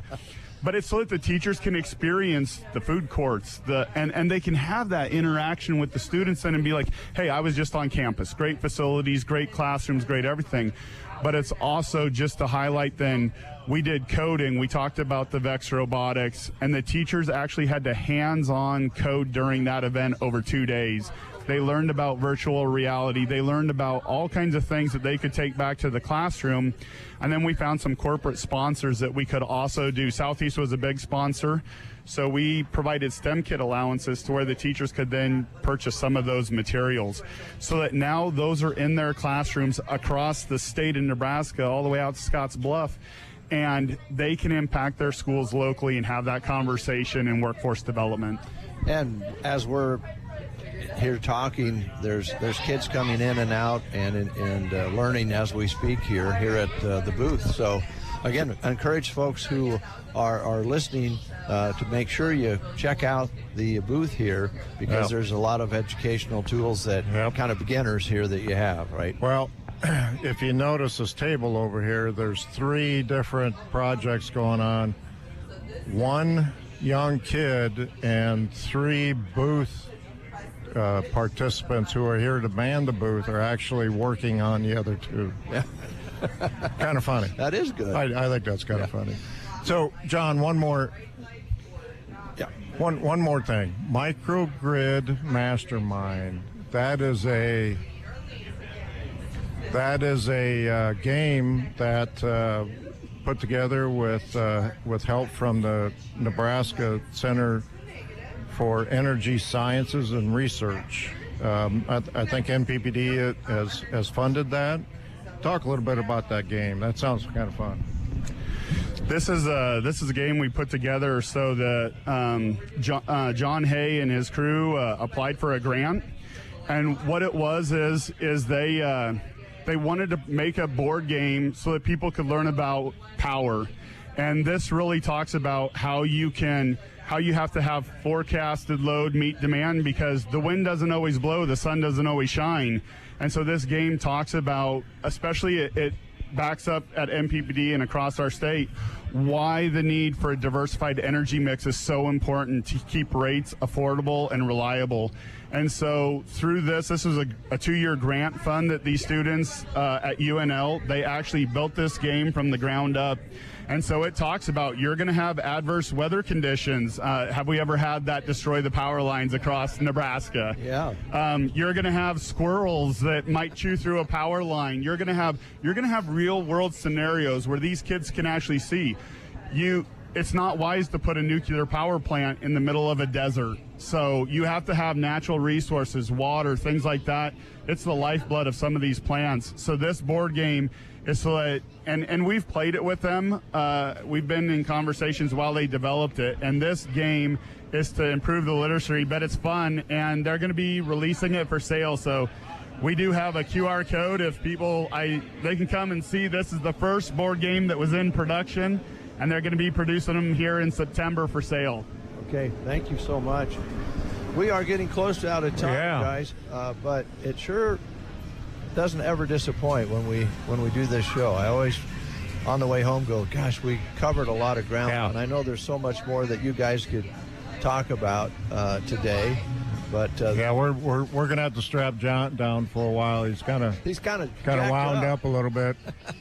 Well, it's been really fun, and Rick, I've always enjoyed this. Always enjoyed you coming into the breakfast show, and I hope that the information that you've provided and we've passed along on the breakfast show and here each year, and I again can't believe how many times we've been here. But is useful to the people out there, just to remind them of all the different things that are going on to provide electricity to all different kinds of things that we've talked about today. Absolutely. Things I'm talking about, the demands and from different entities, right? It's always exciting to share some of what we do. I think it's important that the community knows, some of what we're doing and what that looks like. And we can't get into details that we should probably get into, but at least we can provide a overview, a 30,000 foot level kind of a look at it. And at the end of the day, it's hopefully people come away with, well, it's a little bit more complicated than just that. It certainly is. And here we go. Here we go. I guess that's our cue. John, before you go, I wanted to just, could you pass along a message to Tom Kent for me? You did a great job of filling in. And I would be happy to work with you again anytime. But would you kind of suggest to him that he quits refereeing sports? Because he's going to hurt himself, and he's not ever going to be here if he can't get around. Yeah, absolutely. I can certainly make that recommendation. I'm not sure that he'll take you up on that, but I'd be happy to do that. Well, if you'd just ask him, I'd appreciate it. Well, he's in football shape now. Is he? Yeah. He's running up and down the field. So he does a lot of community-minded things, and that's one of them. So he's always a lot of fun. But Taryn, thanks. It's always fun working with you. Before we go, what can they look for on the next newsletter? We have power outage information. Recipes? No, okay, now wait. I'm taking that back. Okay. I have been working on the November-December. Power outage is coming in the November-December. Okay. Public Power Week coming up in October. Yep. Yes. Perfect timing. Coming up. All right. Absolutely. Guys, thanks a lot. It's nice working with all of you. Thanks, everybody. Appreciate it. And thanks, Appreciate Rick. it. Thanks, Dave. Always a pleasure. Sure is. We're going to send it back to the studio. And don't forget, we have volleyball on for you tonight. First big game on KBBN. Back to you, Jeremy. All right. Thank you very much, Dave. And thank you, folks, for tuning in for the Get Up and Go breakfast show this morning. As Dave said, yes, we do have Husker volleyball against Pitt. That is coming your direction on KBBN Radio. Pre-match starts at 5 p.m. John Baylor, Lauren Cook West will be on the call for Husker volleyball throughout the season again this year, and we've got plenty of it on the schedule in addition to Husker football as your local Husker sports affiliates. We'll also have the Husker volleyball team on the air this Sunday afternoon as they face Stanford starting at 1:30. Al, I just wanted to end out the breakfast show on this Friday with a little more music, keeping with that cruise theme, just because I can't quite let it go after last night. So we're going to play one more track to round out the breakfast show and get us into your Friday on the right foot, a nice upbeat kind of way. This is one that was requested that we didn't get to, as my memory serves me correctly. I don't think we played this one. Even if we did, I feel like it's a great way to kick off your Friday and have some fun. Here's Fantasy.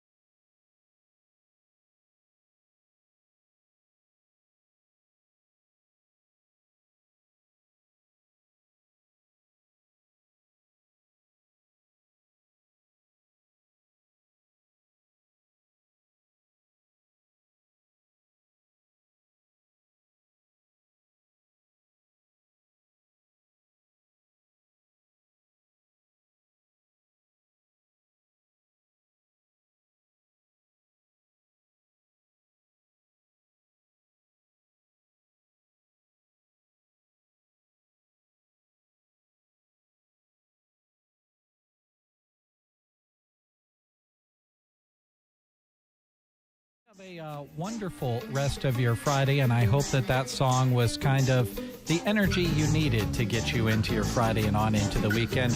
Go Big Red. Certainly tune in for that on KBBN at 5 o'clock. We would love to have you along for the action. My name is Jeremy, signing off for all of our guests here on The Breakfast Show this morning. For Dave Burney at the State Fair, have a great Friday. We'll send you back to regular programming on both KCNI and KBBN. Over on KCNI Pure Country, the information hour coming your direction at 10. Totally Awesome 80s on KBBN. Right here on KBBN, the next 10 minutes or so to the top of the hour, filled with music. Talk to you later.